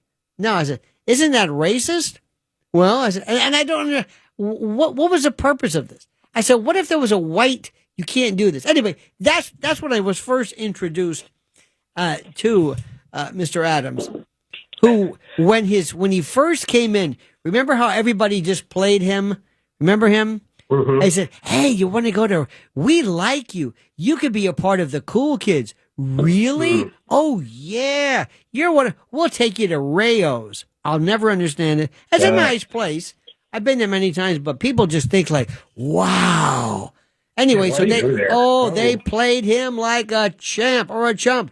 Hey, and he wore a white. Remember, it was the fashion thing, and we'll take you to the Hamptons, and we'll raise money for you, right? Because we like you. Okay, all right. Well, guess what? Well, I hear about those guys going to these restaurants. I'm originally from the Bronx, and it's just I hear about these restaurants they go to, and Sid talks about it. It's just like, what? Well, I want no part of that. I've never understood. I mean, it's okay. I remember when Frank Pellegrino was there. It's okay. It's nice. You kind of want to do it just to say a couple, Frankie Vest or whatever, and all those people, the great stories. But it's, put it this way. If I owned a restaurant in any place, the first thing I would do is I would hire actors, kind of like the way the Russians hired people for Lenin's tomb, and I would have them line up. Just line up. And I would say, you're going to line up and you're going to be a part of this thing. And you're going to pretend that that there's a line. And then I'm going to start closed where we don't take any more reservations. Reservations? Yes. I'm going to call up local places. I'm going to go online, Instagram. I'm going to say, we are not taking any reservations. Please stop calling us. And then the word will get out and the people will join the line. Because if there's a line, people will stand there like schmucks. There was a place in Midtown, around us, this ramen joint. I'm not going to mention it. It was ramen. Let me tell you something. There's nothing about ramen. There's no such thing as this is the best ramen. It's the same. It's like, I hate to say, it's like salsa music. Sounds like to me like the same songs. But this place was packed. You could down the street. And I don't know why. So what I want to do is I would just kind of take the Rayo's when Frankie, remember Frank Pellegrino, he always say there's no reservations. Anyway, do me a favor, Mike. I'm going to put you on hold because I think you wanted to talk about something involving university problems or something along those lines. This is Lionel with you, 800-848-9222. More coming up. So for the love of God, please stay tuned. Movie at the end. Mm-hmm. And I'm like, oh my God, he still looks the same. Yeah. And I'm like, now I think about that, I go, it's only like 12, 13 years. Right. It's not even that big a deal. Well, now, it's like, now it's a big deal. It's like, well, hey, he's 40 years older. Well, and you look at these people, and they always have things like in the Daily Mail or something that say, you're not going to believe who this woman is. You're not going to believe how this woman, oh my God, Kate Hudson, oh my God. It's like, wait a minute. Sometimes people get a little older and think, so what? Let's take it easy. But Rod Stewart, for whatever it's worth, and it's amazing what they can do with wigs. It's amazing. Let's go back at the phones, back at the fun. David in Staten Island. David. No, was it David? No. Al, Mike. Who the hell? Mike. Yeah, you still got me? I got you, Mike. Now, what was the point of this particular call? What was the point of this call? So I hope Pamela is still listening. Mm-hmm. This call has failed by now, this topic. but it was early in your show. Yes, about education. She had mentioned Connecticut State Universities. I'm a graduate, and she didn't say. I don't believe she meant. She never mentioned the school itself. I know, but somehow you were aware of this. Yes, I know all the state universities in Connecticut. Okay. Point is, she was spot on. So I graduated back in the early '80s, and the education was supreme at the time, for real. Mm-hmm. Comparing it to what we see today, and when she mentioned Harvard, mm-hmm. that Harvard degree, go back 15, 20 years ago, may have held some value. Mm-hmm. Today, she was totally correct. It went sideways. The Harvard paper doesn't mean as much as it did 15, 20 years ago. Why is that? Just as she mentioned, they're all filtered. She talked about the big money, the professors that were brought in, and that didn't happen. That didn't happen 2-3 decades ago. Don't you think that DEI changed? Oh, yeah, you can get into that. But no. But I'm saying that But that did more to make people aware of this. In fact, ESG and DEI, that made people for the first part aware of this. By the way, 30 past the hour. I'm a little early right now. 30 past the hour. We have to do that on a regular basis. But there is going to be a time, and do you agree that the whole notion of college? Let me ask you a question. If a kid came to you now and said, Mom, Dad, do I have to go to college? Do I really have to go to college? Do I have to? And you feel this obligatory sense of, well, it's always, it's better liberal arts. But what would you say? Is it really necessary today? I am fortunate my children didn't say that to me. But what I tried to do, my daughter was a different story. She went to Bryant, believe it or not, just a private school. Which I didn't want to do. But anyway, she went to Bryant. I tried to steer. Yes, I tried to steer my son towards vocation. Mm-hmm. And this is 5-6 years ago. So, were you successful? No. Okay. So how do you steer? Well, I wasn't going to force it, but he got admitted by UConn Business School out of 12 other schools that I didn't know they were. Until I saw the credit card, $120 a piece, in Syracuse, Fordham, Hofstra, and all of a sudden UConn was the last one. And I said, guess what, Junior? If you wanted to go to college, you're going to UConn. You're going to be close by. And he got accepted to the business school, which is a pretty big deal these days. And that's part of my point, that the money that the athletic program has put into their professorship has advanced the programs. And the guys I graduated back, they were like, there's no way I can get into UConn today. There's no way. Because from international acceptance, out-of-state acceptance, the business school is pretty elite. So he graduated with 2 degrees, finance and marketing. And I said, now what? I said, you know what you're going to do now? I said, go to vocation. Vocational, right. Learn the trade, and you could have 5 trucks in about 5-8 years working for you in HVAC. What would you tell somebody? Let me ask you two gentlemen, what if somebody said, I want to go into radio? No. Wait, I'm not asking you. You're not even in radio. I'm asking the two. Well, I was in communications. I studied communications. What? But they wanted me to run cable at ESPN. By the way, whenever somebody says I don't want to do that. Whenever somebody says that they majored in communication, I always say, what? Now, what if somebody said, be honest, tell me the truth. Now, be careful who's listening. You're listening. You gotta be careful. Don't kill yourself. Don't cut your you-know-what off just to make a point. But what would you say? I would always say go do it. I absolutely. Is there going to be this? Won't everything be AI? No. There are certain things that AI will not be able to replicate, and I don't think people would want to know that they're talking to AI and not an actual person. Even if the AI gets so good that you think of it as a person, I think there will be people out there that will not like the fact that they are talking to a computer and not an actual person. Have you ever talked to Curtis? Trust me, I'll take the AI. I kid. I'm a kidder.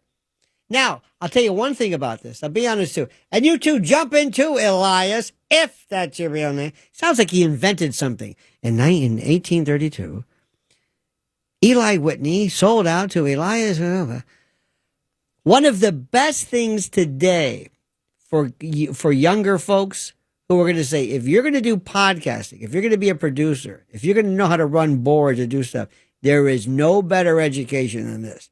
You're going to see this thing. Don't you agree? Because there's a lot of folks who say, listen, radio is like, oh, no. You come in here and watch what you can do. I had to learn things like I never ran a board. I never did any of that stuff. Never. But by virtue of now, I've got to know how to use editing programs and, whatever it is. So I've kind of learned that. But for TV production, that's also something which is critical, because believe it or not, the best job anybody to have is to say, I will run your podcast. I will do your thumbnails. I will do your social media. I will put it all out. You come in, in fact, if I could find this, because that's all me. But somebody to say, just give me your thing, speak your mind, and we'll do it. Done. Finished. I'll do your clips. I'll do your shorts. I'll do Opus, Instagram. You will be boom. Because it's not enough for you just to go on here. You have to have this ability. That's where the money is. And when that gets streamlined, if you could somehow put that into some AI program that says, here is my video. Now do it. It will be huge. That's already starting, because I see ads for that kind of thing all the time.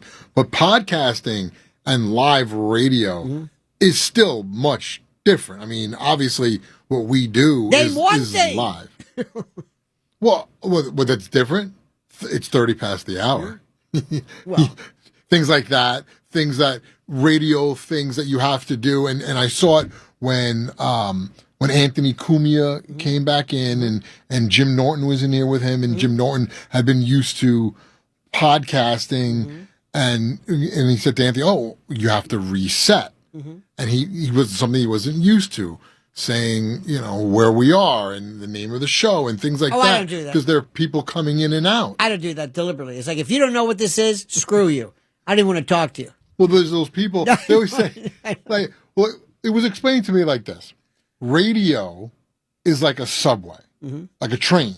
People get on the train, they hear something, people get off the train, and then more people get on, which is why you can do the same thing later on, because people didn't hear that.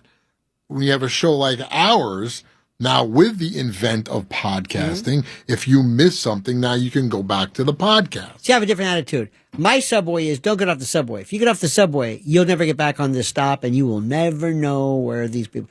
Well, I'll tell you, it's an interesting. It's funny to watch this. I got to tell you this much. First, there is nothing to this. There are some people who are just good, and you like it, and they may not be that polished, and they may not be that whatever, but you like it. Give you an example. Theo Vaughn, V-O-N.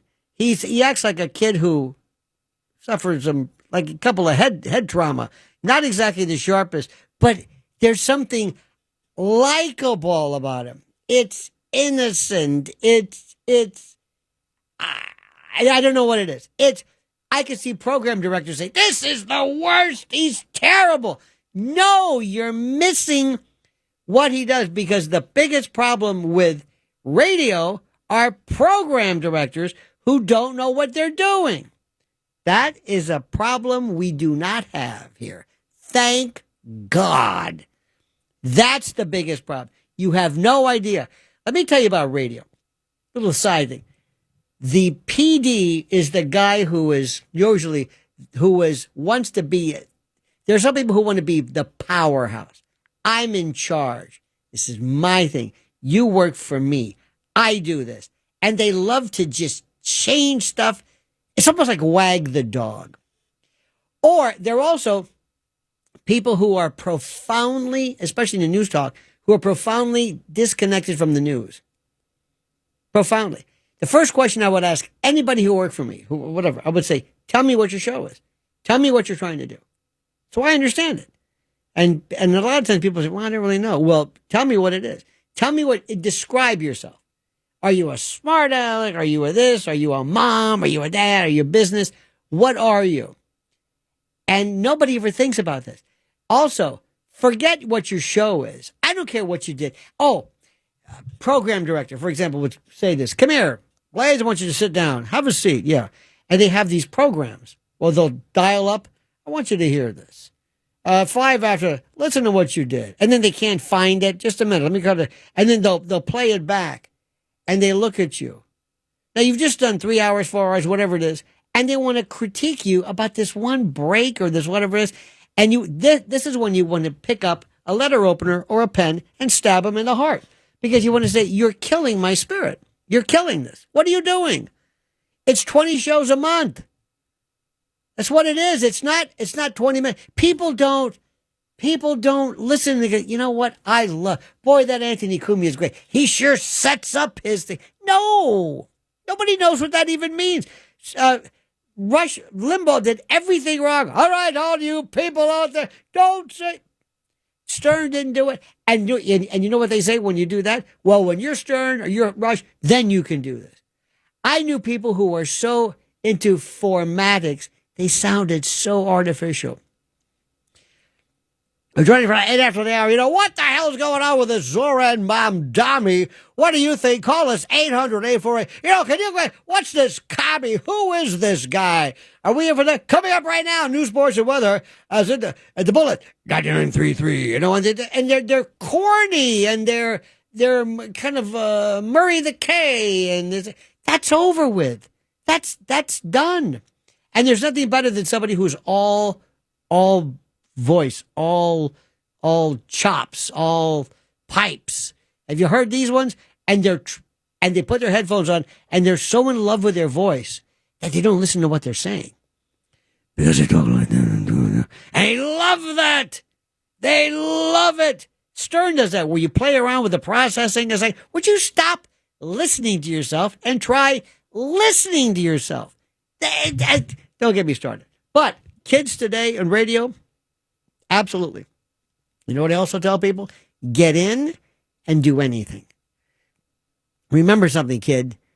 You're going to see disorganization like you can't believe. Get used to it. Always be there. Never fail to show up. Never leave until your replacement's there. Remember that story? That's an old one. Never leave. I'll tell you this story. Years ago, when I was on, when I first started radio, WFLA in Tampa, there was this fellow named Bob Lassiter. He was like the voice, and he had the voice. He was very, very good. Well, he says, well, you know, I got to leave here. Well, where in the hell is Dick Norman was his follow-up or the next show. Well, where is he? And you know, you don't leave until you see that guy, until they say, okay, so it's clear, unless like this. Well, he better have a damn good reason for why he's not here. You can see where this story is going. He went every day, this talk show host, to this Circle K or the 7-Eleven to get his paper. He used to get the papers. Oh, my God. Anyway, the papers and a coffee. Do you ever see in front of like a 7-Eleven these big propane tanks or something? You wonder, like, what are these tanks for? Well, they have these these posts in front of it. Well, they didn't have them here. Somehow his car went into reverse. I don't know, hit this tank, it blew up, and he was burned to death beyond recognition. And there's this guy in the air. You better have a damn good reason. Damn good reason for this. And somebody said, we hate to announce that our is now dead. It's like, what? It was the most, they didn't know if it was a rib. It was like, this is horrible. It was one of these live things. Like, oh my God. And people called up and said, yeah, well, I guess he's got a good reason. And it was one of the best live radio moments ever. It was terrible. It was a horrible, but it was so compelling.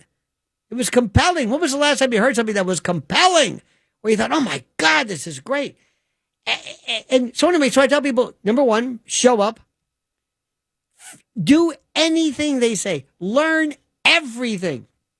Some of the most mindless of poor Elias Riffraff. He's got to go back there. He does this thing with the thing, and he looks at this boy, and it's horrible.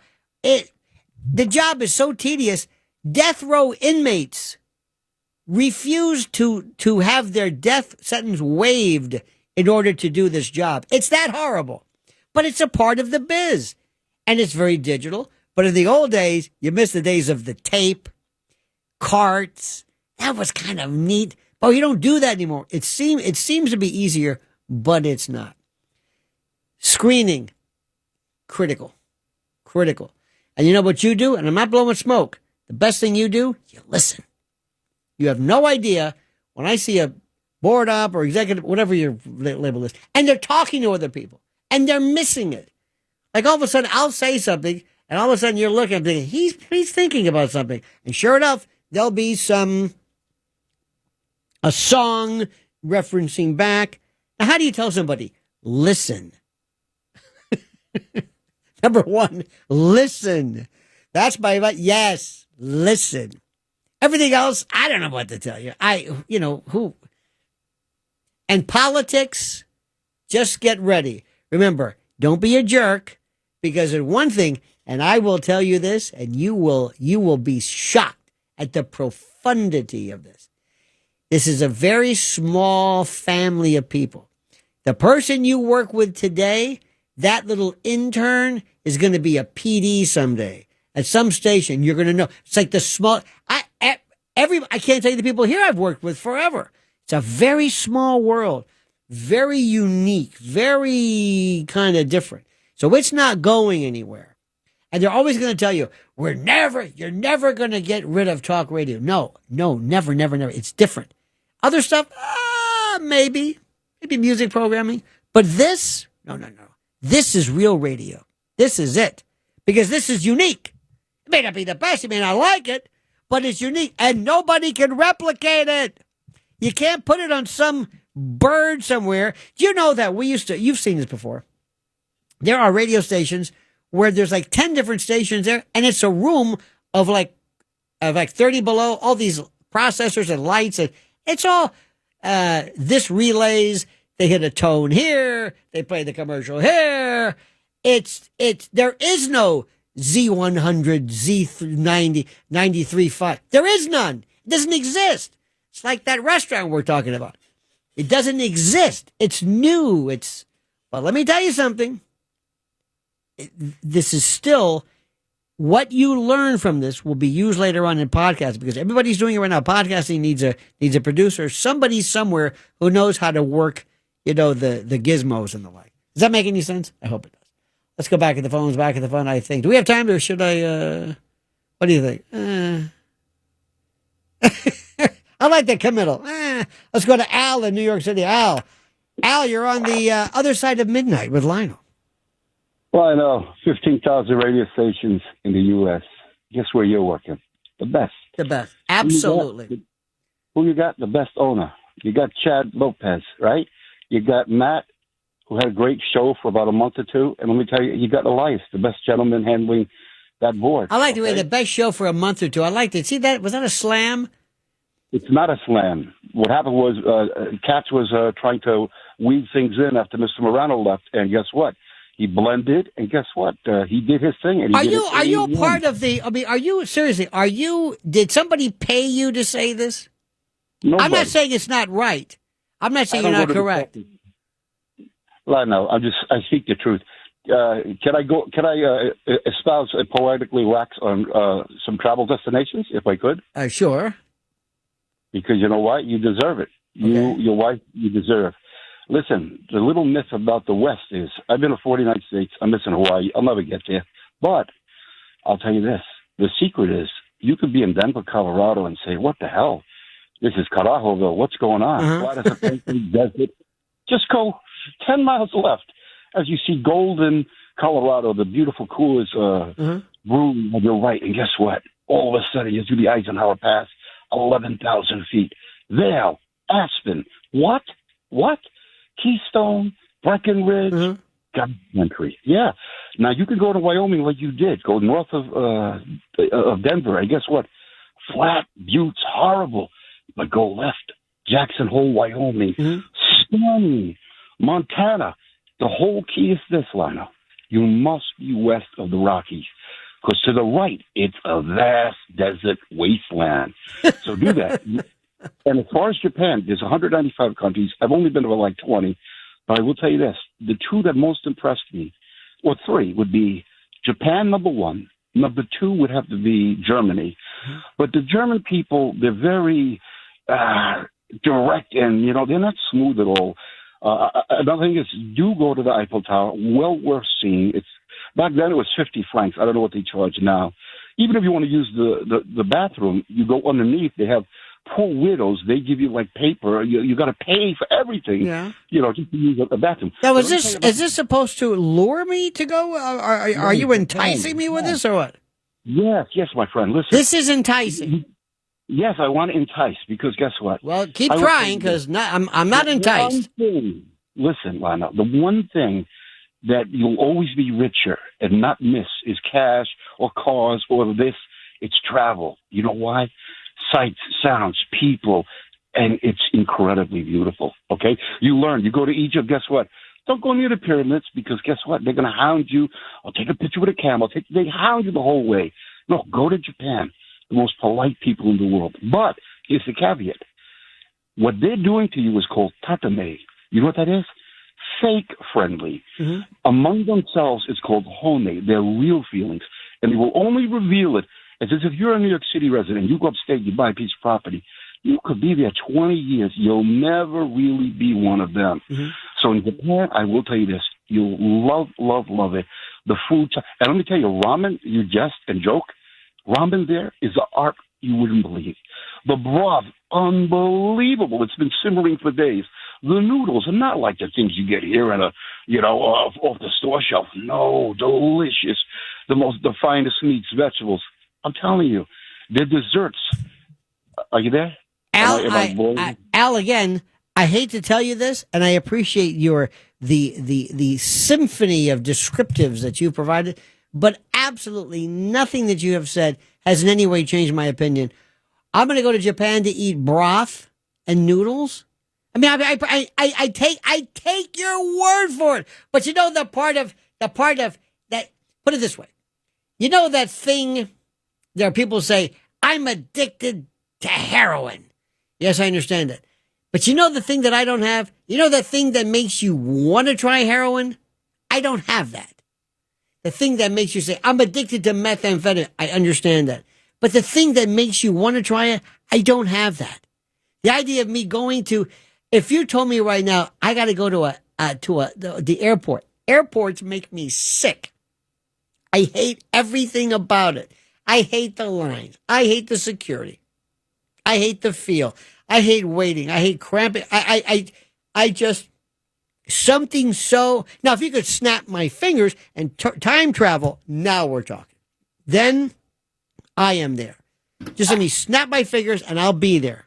I can't tell you how many times when people look at me and they say to me, don't you want to go here? Where it could be Greece, it could be Japan, it could be London, it could be Paris. Don't you want to go? And I go, no. Yeah, I know. The look on their face of sheer utter confusion right. and disgust. Of that, how do you not want to go anywhere? Because I'm happy here. I can watch it on TV. I can look up a video. I have absolutely no desire to go to the Louvre, to go to Eiffel Tower, to see the Great Wall of China. I have no Just desire. give me a Wawa, a lobster roll, and a drive-in, absolutely, and a half-eaten carrot cake, and I'm happy. Give me an old school Donkey Kong arcade game next to Miss Pac-Man and a Kiss pinball machine, and I'm happy. You know what? But it takes a lot of guts to admit what a Luddite you are. And by the way, I'll go a step further. Not only do I not want to go there, I think the dumbest thing, I swear to God, I would say I would rather cut off a limb than to spend an hour playing golf. I cannot understand that. And fishing in a boat in the sun, and I'm going, and then it, and I drop it, and they go, hey, I got one there. Hey, it's a big one, and then they take it up, and then you take it and you throw it back. Say, what the hell am I doing here? I'd rather watch Chinese fighting fish fight each other in a little tank. That's good. And that's what we used to do when I was like 12. Now, if somebody also says, you know what I really like to do? Go to the mall and look at people. Forget all that. It's like going to a mental hospital. And I could sit there and just talk about people. I swear to you, there are some things I just do not understand. Golf, number one, and sitting around with a bunch of people smoking cigars. Everybody's trying so hard to say, am I looking cool? And do I look cool like this? Yes. You look like, put it this way, I've seen babies nuzzle a teat who are more committed to the event than these newfound cigar aficionados who leave the label on. Don't get me started. The Other Side of Midnight. All righty, Lionel with you. Just now I was thinking, I worked with the great, my friend Bruce Anderson during the first iteration of WABC. And he would do this thing. We used to be at Two Penn Plaza, 17th floor. And he'd walk over and he'd look out the window. I said, what are you doing? He said, that's the WABC radar weather window. He'd look for umbrellas. If he sees umbrella, he goes, it's raining. And just now I looked and I saw a puddle. I saw it's raining. That's it. I don't need to go to Doppler. Just look out the window and it's raining. And that sort of thing. I don't want to get into inside radio talk, but I got to tell you something. And I don't want to say something because if I say it, I'm going to jinx it. But I'm going to say it anyway. The best part about, and I know that we're syndicated to different parts of the country. They don't know who I'm talking about. When it's too inside.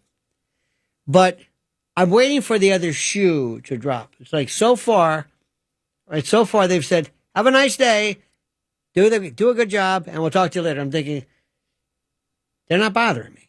There's something wrong here. Something wrong. Is everything all right? Yeah, you're not bothering me. I'm not getting some gratuitous call or somebody. I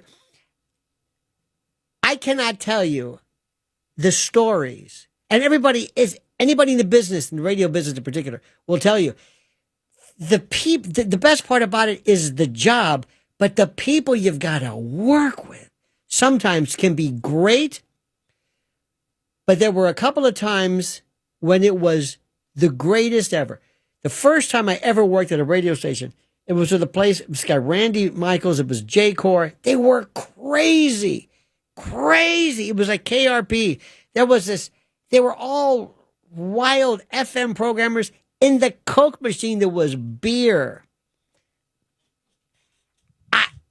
They used to give people, put it this way. How do I say this in a nice way? You know how sometimes when you walk down the streets of New York, that stuff you smell, that ubiquitous smell of, that's what our radio station smelled like. Okay? That's all I'm going to tell you. You should see what they gave people at Christmas time. It wasn't a scarf. It was another world. It was so much fun. And it was so great.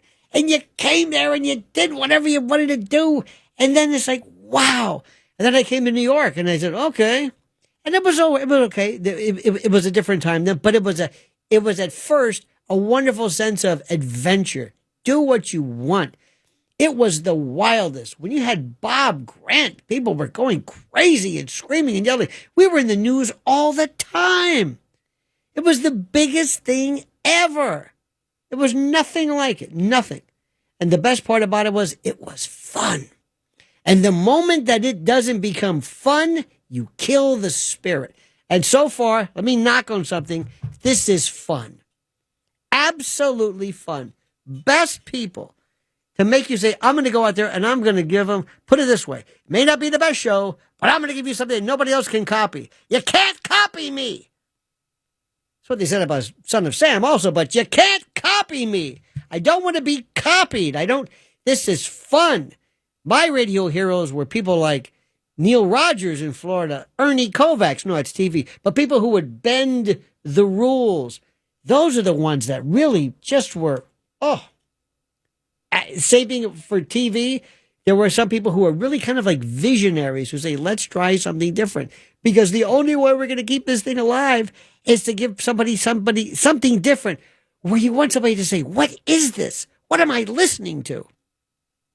Because I want you to think like I'm talking to you. I know this sounds crazy. I know you may laugh, but I'm not taking myself too seriously, but I'm talking to you. That's all. That's all. You know what's a sign of a good TV show, a good network?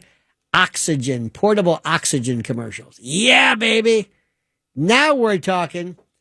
Not that you don't need that, by the way. But I always like obscure stuff. In any event, 800-848-9222. Don't forget LionelMedia.com, LionelMedia.com. Please follow me. July 19th at the Cutting Room here in New York City. Find out what I'm doing, where I'm going, and also your thoughts and comments. This, the first day of July. How many times have you said this? My wife said this. Wow, July. It's already July. Wow. I do that all the time. Tuesday. It's already Tuesday. It's 3:00. What the hell happened? Now, is it that it's flying by? No, it's that we're not really paying attention. Because sometimes when it gets really slow, time slows down. Oh, yeah. It'll be like, it's only 2:00. Not yet? Nope. Okay. And you find yourself always thinking, my God, my life has gone past. I can't believe this is what everybody's been saying since the beginning of time. The only show that ever was on TV without a musical theme song is 60 Minutes. The only show ever. Let's go back to the phones, back to what I call fun. Let's go to David in Pennsylvania. David, you're on the other side of midnight. Lionel, I hope you have a great July. It's July 2025, and you deserve a nice vacation right in the middle of it or toward the end of it, at least a 1-week vacation. All right. There's a move on to give people anywhere from 9 to 15, everybody that works 9 to 15 personal sick days a year. And you deserve at least 1 week's vacation to go where you want or just do what you want. Stay home if you want to. Thank you. Okay. I was forced at an early age in my life. I'm in my 60s. And I would do things a little different. However, I was forced at an early age to go to college. To think about going to college, I did while going through junior high and high school. And then it got to be senior year and I'm still not admitted to a college. So I applied to a major Northeast college in the state of Pennsylvania. And I didn't really expect it, but I was accepted. And so I went. And I studied a lot in the food industry and foods and agriculture to a degree. I don't know where we're going with this. And it's fine. It left me with time slowing down. All around college education. It's Einsteinian. You've heard about the Einstein's twins paradox? This is something like that. Not long enough now. Time contracts. I might have gotten into journalism. What is seeming to you to be a second is actually a year. But I wouldn't have been as where you say to yourself, dear God, make it stop. As far as you did. What the hell is this man saying? Oh, dear God. By the way, while he's talking, here's a word for the day. Pogonotomy. I wouldn't have hit the big time like Pogonotomy, the cutting of a beard or shaving. Pogonotomy. May have gotten Pogonotomy. This is my word for the day. This is Wordsmith. You got a word a day. But I'm not having much. 800-848-9222. Accepting me again. It's raining out there. Accepted into college. Pogonotomy. I really didn't know I love didn't that. expect Did you know to that? be, and Amish have a nice beard. This is a common Pittsburgh thing. Yeah. I have a couple of comments Are and you? questions. Oh, please continue. And the Pittsburgh thing is, I would just like to hang up and listen to your comments on them, possibly like they're coming through the clouds, hear all the clouds in Pittsburgh from the gods above, and just listen to what you have to say about my comments and questions on the air, but not connected to you. Well, you know what? We can certainly do that. And thank you. 800-848-9222. A nice man indeed. Pogonotomy. I've never seen this word. Anugarg is a word a day. I get this every day. It's the best thing. You get it on your phone or whatever it is. Pogonotomy. From the Greek pogon is beard. Tomi, meaning cut. Earliest documented use, 1896. I love when I never, ever, ever came across this word. Today's words or today's themes are unusual antonyms. For example, malison was a word. Malison is a word which means a curse, a malison. Isn't it Malison? If I could possibly tell you young folks one thing, listen to me. Believe me when I tell you this. Spend any amount of time. Learn 5 good words. 10, I don't care. And use it once a day.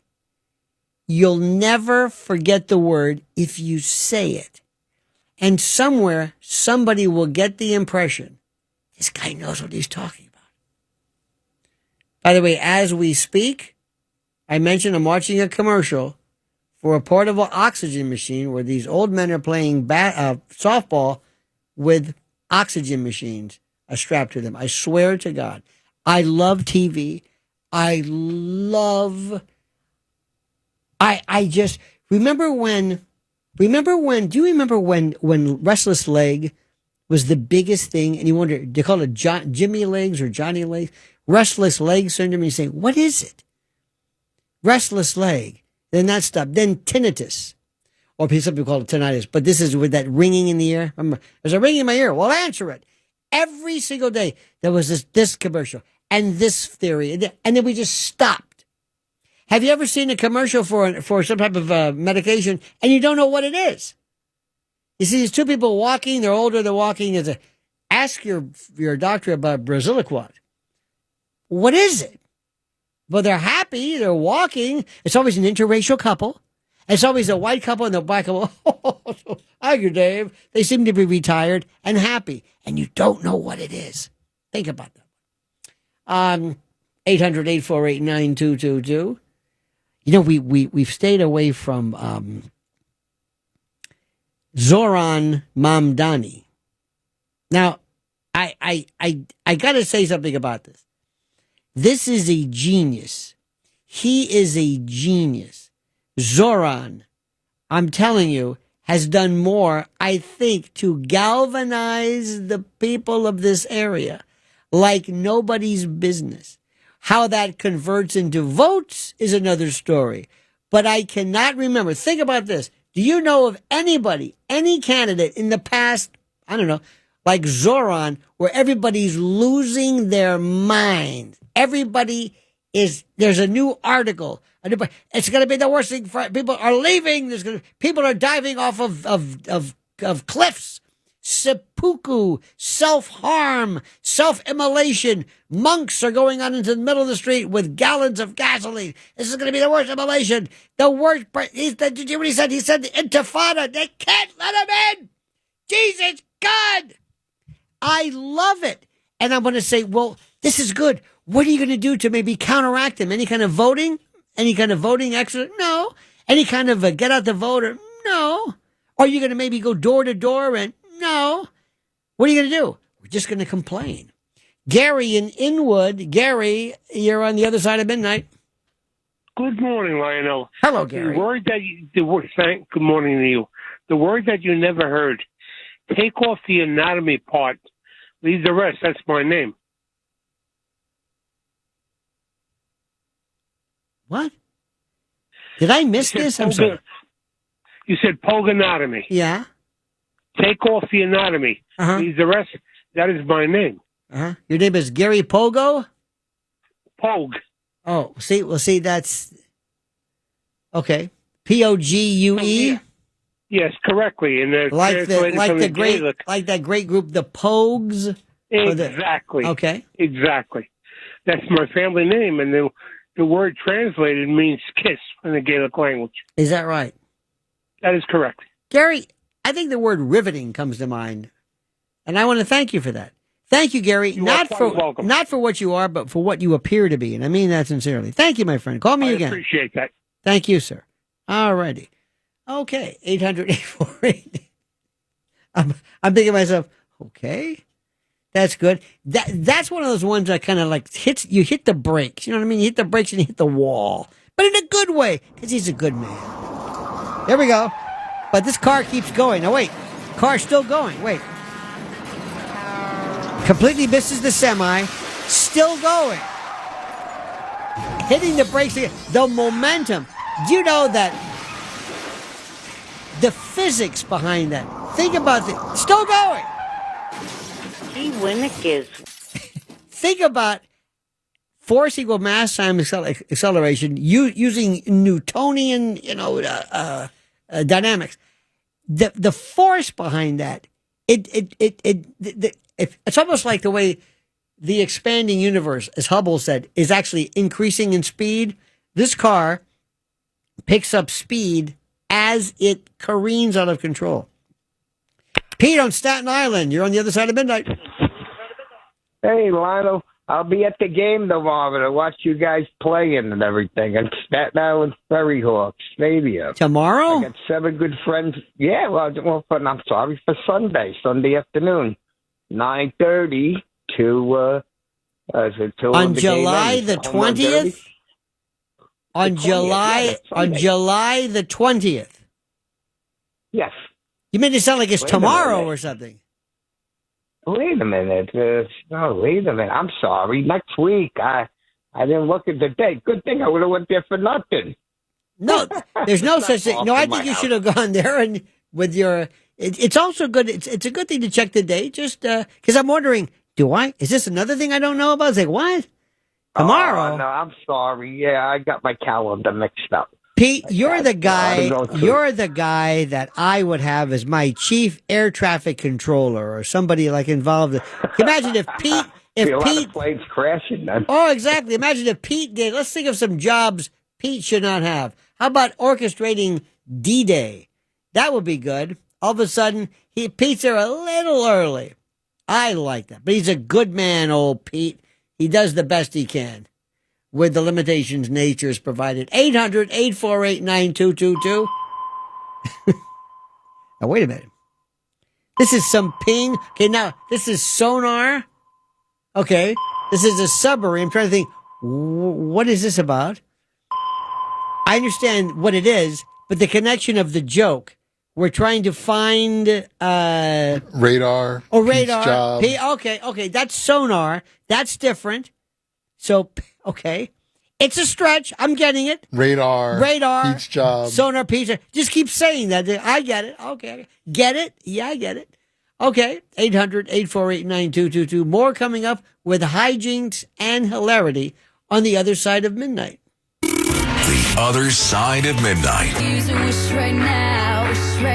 This sounds like about 50 different songs playing concurrently on various.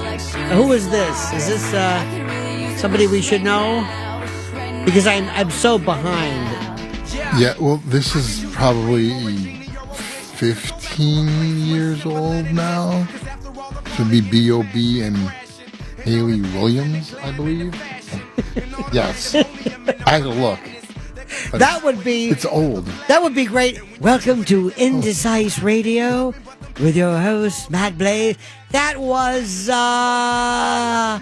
Hendrik Whitboy, I want to say For those of you who've been plagued with the problem that you've been indecisive and you don't really know much of what's going on, there is a career for you in the world of indecisive radio. Professor Matt Blaze will teach you how basically knowing nothing about the music should in no way stand as an impediment to your career as an indecisive broadcast DJ. Here he is calling Woodstock.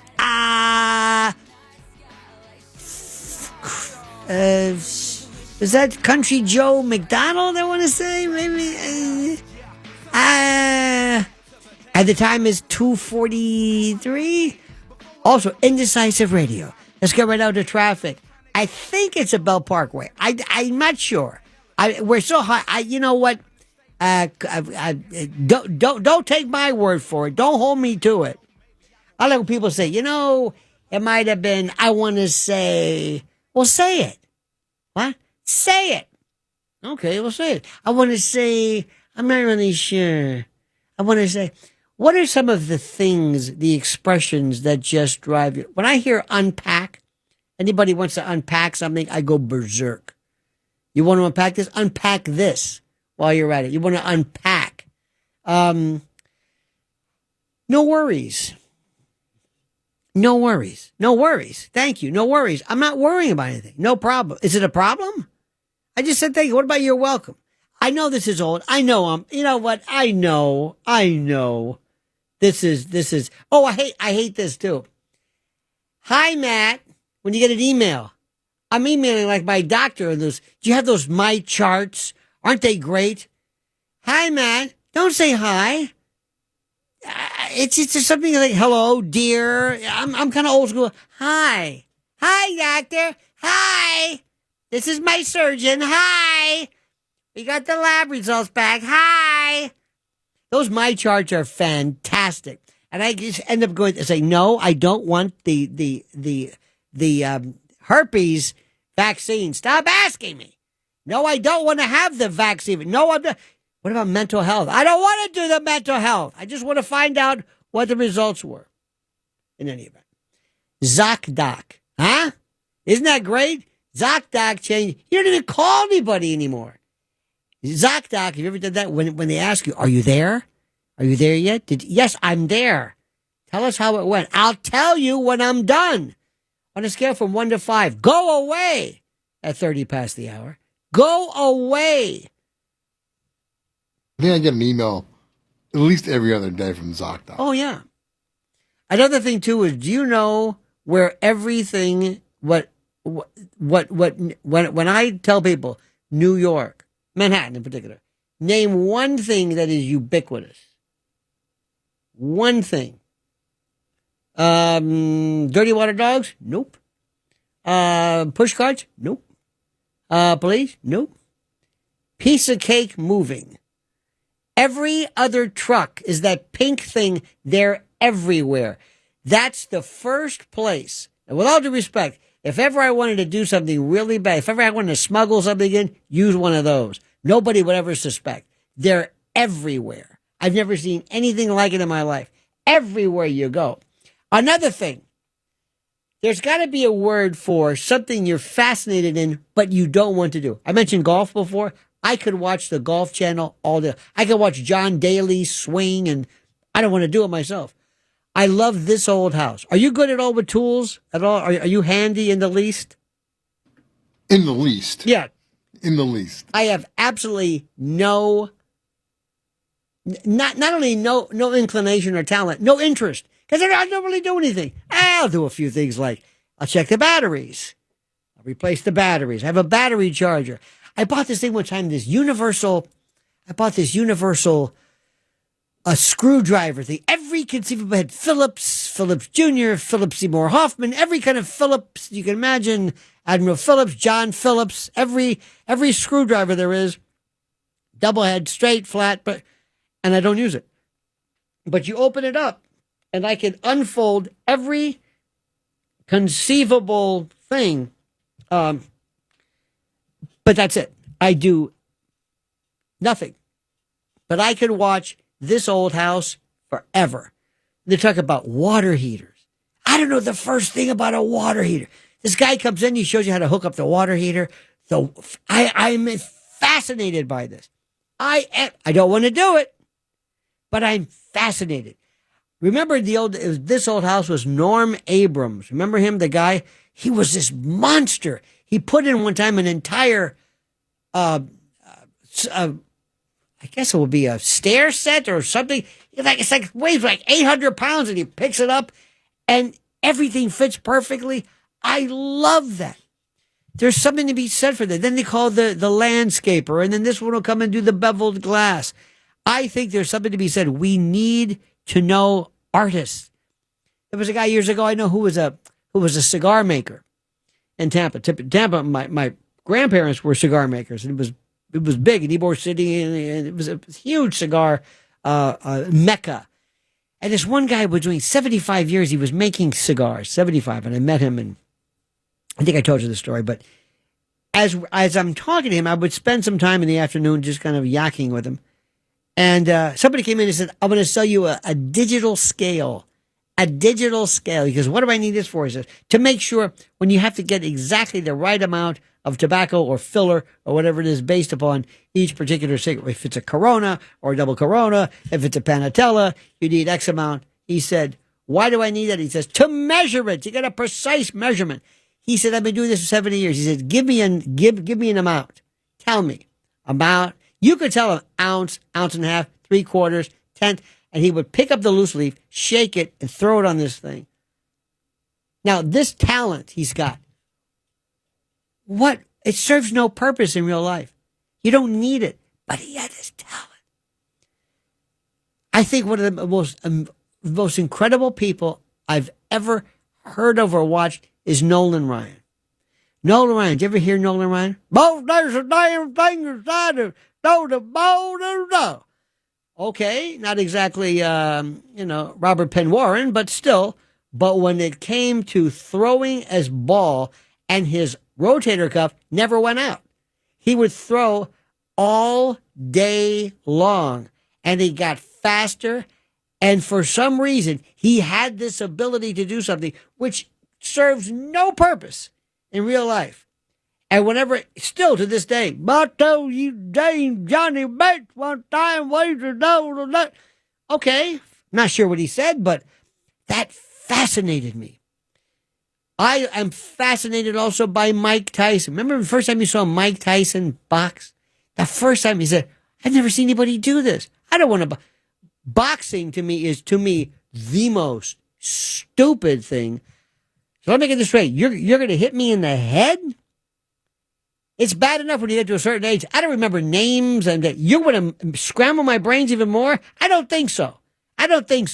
Rear naked. Don't you want to do MMA? No. Don't you want to do rear naked choke? No. I don't want to be knocked out. Hypoxia, oxygen deprivation. So you're hitting me in the head, and then you're cutting off blood supply? Yeah, why don't you just put a nice pick in my ear? That's good. Anyway, but the first time I saw Mike Tyson, my God. And Customato told him he would do this peekaboo thing, and he'd come back behind you and say, where'd you go? There he is. The first person to ever think of this. Who was the first basketball player ever to dunk a ball? Remember Bob Cousy did the two-handed shot? All of a sudden, and there were some tall people there. How about the first, who was it, Dr. J or somebody said, why don't I just go up and just slam it in? What? Yeah, just slam it. Is that legal? I don't see why not. They never thought of this? Remember the Bob Cousy with the two-handed, John Havlicek, boring. Then all of a sudden it's like, wow, why didn't they think of this? And while we're on the subject, and my wife is so tired of me saying this, but I want to know about design. There's a book called Quintessence. People use the word sometimes epitome or epitome, as some people say incorrectly.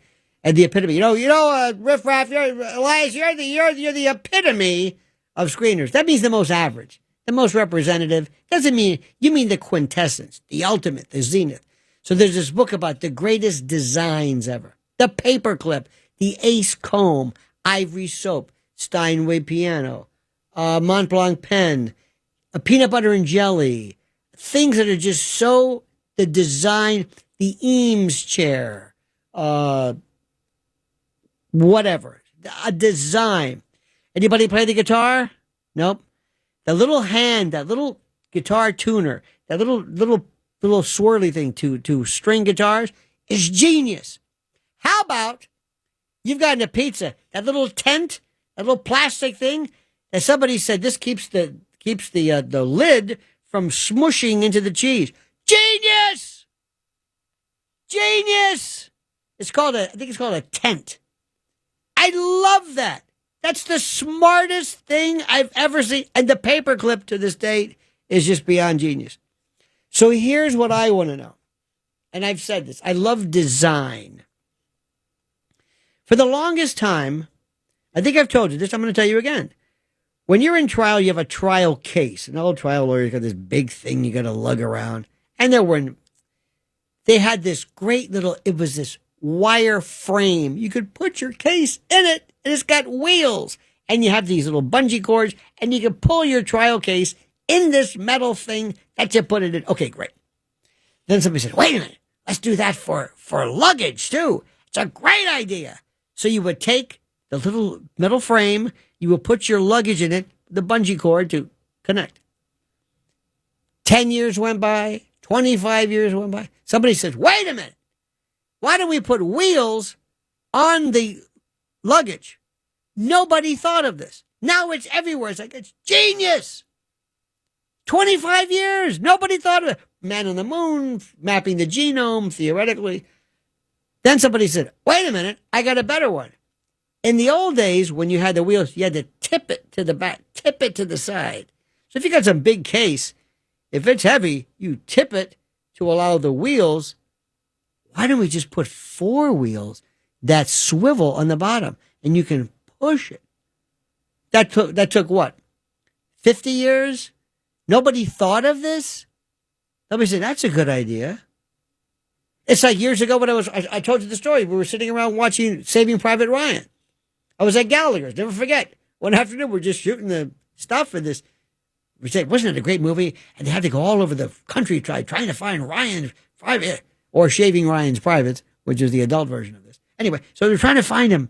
And there was this older man who was sitting at the bar, and he had this hat that said veteran. You know, he looked older. And he said, if I may add something, yes, sir, of course. Why didn't they just call him? I said, what? Why didn't they? Because he was in the military. We said, what? You don't think we had phones? You don't think we could connect with people? If I'm looking for Corporal Blaze, what do we got to do? Send a unit across Europe to find him. No, pick up the phone. Where was he? We'll find him. Well, it may take a couple of times. And I thought, you're right. I never understood. Why don't we do this? I love the obvious. Does that make any sense? I think it does. Joe and Ronkonkoma. Joe, you're on the other side of midnight. Hey, Lionel, you were talking about phrases that drive you nuts. Yes. When my daughter's boyfriend always says, I got you. And I'm like, really? Where? And is what it is. These sayings get me so... Now, wait a minute. Stop for a second. Back up a little bit. Sure. Now, he's not doing some Joe text, I got you. I mean, he's saying affirmation, I got you. I heard you. I'm with you. Is that the way it's used? If he gets a gift or I got you. And I'm sitting there. No. I'm saying, you got to explain. What does I got you mean? What is he? I don't know. That's why. Stop for a second. Stop. Hold on. Wait. Sure. Wait. You mean to tell me this phrase I hear myself in the background. Are you wearing a headset of some sort or? No, you just do my car radio. I see. So, are you driving by yourself or is somebody with you? I'm driving by myself. Okay. I've been doing this for 18 years. I do delivery at night. That's right. At least that's your story, and you're sticking to it. You're actually a second story man, and you're looking for, widows. Anyway, so what you're saying is you say to your daughter's boyfriend something, and he says, I got you. What is he trying to convey with I got you? What does that mean? You don't know? I got your back. I'm there for you, I guess. You still don't know. See, I'm finding more. My daughter all the time. I'm more fascinated by the fact that you never said Dave or whatever his name is. What does that mean?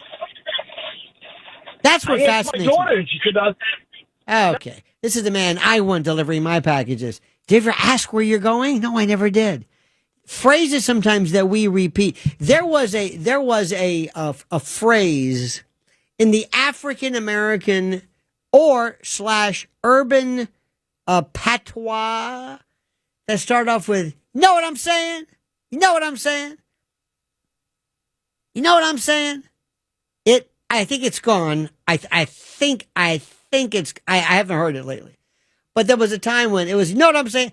Until a friend of mine said one time, started off a sentence with, know what I'm saying? I said, hold it. Now you can't say that at the beginning of the sentence. You haven't said anything. No, I don't know what you're saying. Wait, go 2-3 words deep, then hit me with it. It'll still be inappropriate, but at least give me a running chance. I heard one time, and I'm not one to be, I try not to be too priggish or punctilious or correcting, but a young person, there was a pause, turned to me and said, I said, stop. You cannot start off with like. You've said nothing. There's no frame of reference. Yeah, first of all, using it incorrectly, you mean like, you mean as, but I'm not even going to get into that. But you cannot start off, like this gentleman cannot start off with, you know what I'm saying? Another one, too, is during when Malcolm X was a big story. Remember when Malcolm X, everybody always says, oh, Malcolm X. Then there was a movie X. I'll never forget, somebody one time says, I don't know who this guy Malcolm the 10th is. I said, what? He saw Malcolm X and didn't realize, thought it was some kind of a king or something. Anyway, so Malcolm X would say, and the so-called Negro, okay, that's an important word because he's basically using so-called makes sense. Because what you're doing is you're using a particular word that I don't find, and the so-called perpetrator is in fact a criminal. The alleged, you're making some kind of a comment as to whatever. You can't use so-called for anything. And the so-called police, no, they are called the police. You're using it incorrectly.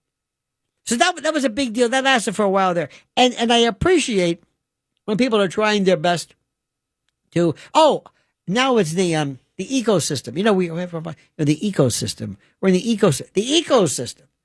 I understand nomenclature. I understand saying things correctly. But I just kind of, I insist upon some minimal degree of accuracy. Joe in Oklahoma, you're on the other side of midnight. Thank you, Lionel. Thank you. Hey, I have been in talk radio for 40 plus years in Oklahoma. Yeah, I've got nothing either. You must be tired. Yeah, very tired because I watch you every morning and every afternoon. But I have a question I've wanted to ask you forever. And I got this on my report card, and I wondered if you did too. I always got a check mark on my report card that said deportment. Too often talks too much.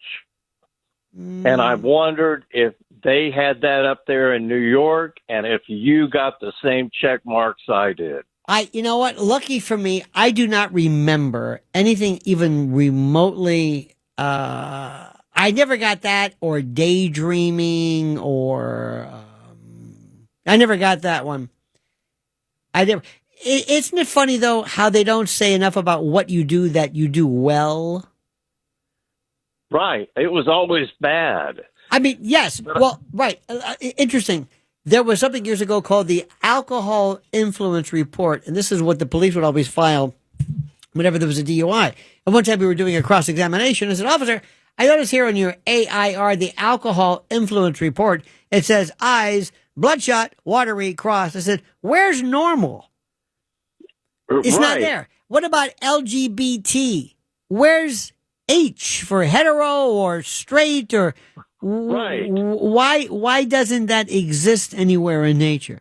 Another thing too is, if when was the last time a doctor ever said to you, "We got a problem"? Why? your son, because normally parents will say, my son Elias, he's not communicative. He stares off. He stims. He watches fan blades. He doesn't talk. He doesn't say anything.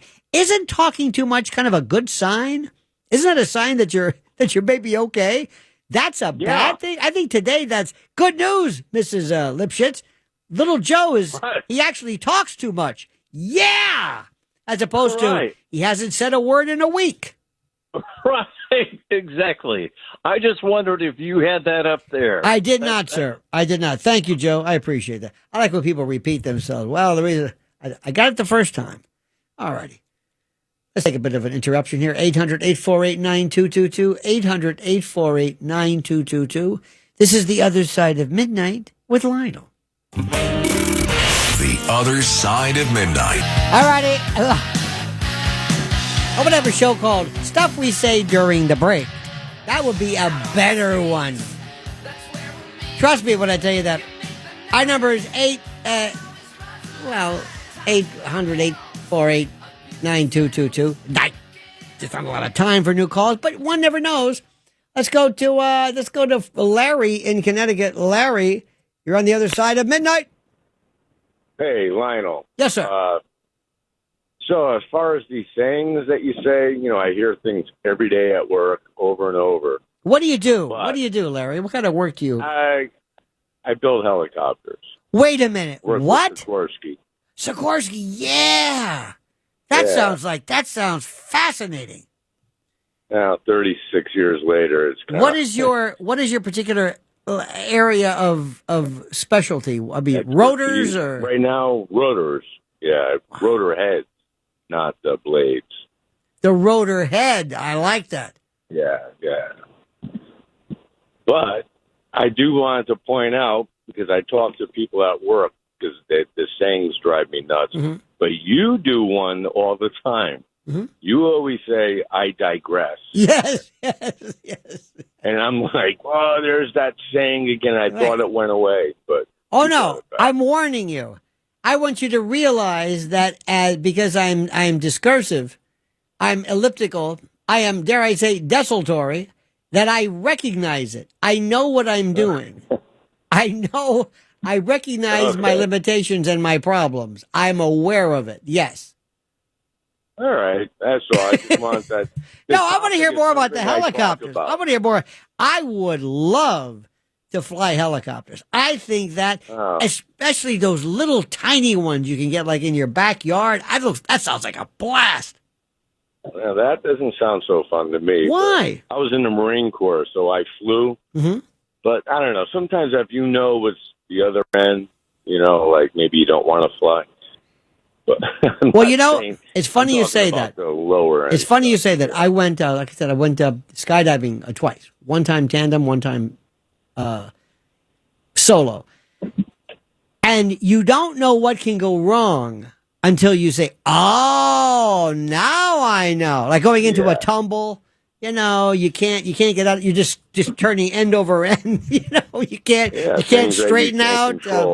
Little things like that. Hey, Larry, listen, on behalf of a grateful nation, thank you for what you do and appear to do. And I mean that sincerely. Oh, well, my pleasure. Thank you, sir. Thanks for the show. Thank you, sir. Still think that is the funniest thing. Thank you for what you do and appear to do. What it appears you're doing, what you seem to be doing, not what you're doing. And I think the best, remember this. This is from the movie Roxanne. Funniest, best line ever. When you're doing a toast, if you're at any kind of an event where they say, Joe, say something here on behalf of the bride's family. I'd rather be with you people than the finest people in the world. And people will always raise their toast. Thank you. They never listen. They never pay attention.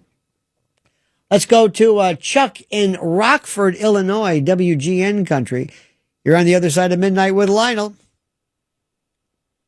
My grandfather was a cigar maker. Wow! And I think he learned it in an orphanage. He was born April the 1st, 1885. Wow. And he had that profession as a cottage industry during the Depression years.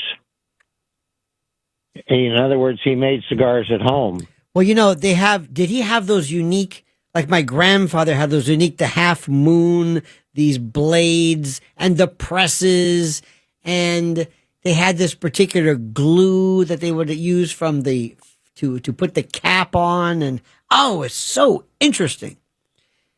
Yes, I don't know. A lot of it I got, secondhand. Sure.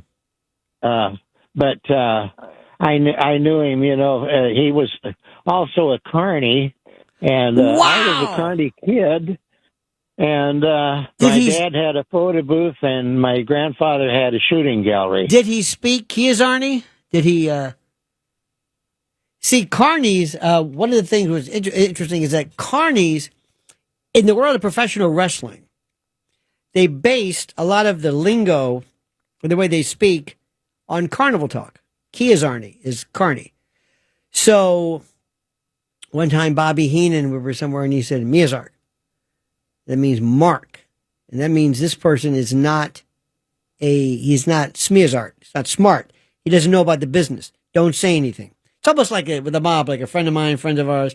Kiazarni, they are the most wonderful. Oh, I loved they would go, especially the ones who would do the concessions. A lot of these folks were almost like the Foreign Legion. They kind of got away from things, many of them had not a lot of background checks. It's a good way to get away, travel the country, do terrible things from city to city. You know what I mean? Kurt, on Staten Island. Kurt, you have restless leg syndrome? I do. I've had it since I was a kid. What is it? My whole life, then. What is it? What is it? You know what? I can tell you better this way. The medication that I take is called Repinerol. All right. Its marketing name is Requip. Requip was actually developed for people with Parkinson's disease. All right, and they found that it worked with restless leg syndrome. What are the symptoms? That tells them they knew very little bit about restless leg syndrome at the time, but that told them they didn't. Just that the disease they made, the medication that they made for the Parkinson's disease worked with the restless leg syndrome, so they realized that it's a neurological condition. It's interesting that restless leg, I just did my quick research, or Willis-Ekbom disease is a neurological sensorimotor disorder characterized by an uncontrollable urge to move the legs, typically accompanied by uncomfortable sensations, tingling, creeping, or pulling. You know that creeping. You know how that is about, right? Symptoms worsen during periods of inactivity, particularly in the evening or night, and are temporarily relieved by movement. The exact cause is unknown, but dopamine dysregulation and iron deficiency are implicated. There you go. I think we need a telethon. That's what I think. I think we need a telethon for restless leg. And put it this way, I think we should have a telethon for gastric distress, and imagine what the color of the ribbon would be. That's all I want to say. Mr. Elias, thank you so much. Your ability tonight to steward the helm was without peer. I thank you for that. And Mr. Blaze, again, your alacrity, celerity, your focus is without peer, and I thank you. Without you two, we couldn't do any of this. I don't know what it is that we're doing, but whatever it is, we couldn't do it without you. We've tried to do it, but it wouldn't work. Thank you, my friends. We will see you tomorrow, I believe, at the same time, if the good Lord's willing and the creek don't rise. This is Lionel with you, reminding you, as we always say for this valedictory, the monkey's dead, the show's over, sue you. Dat.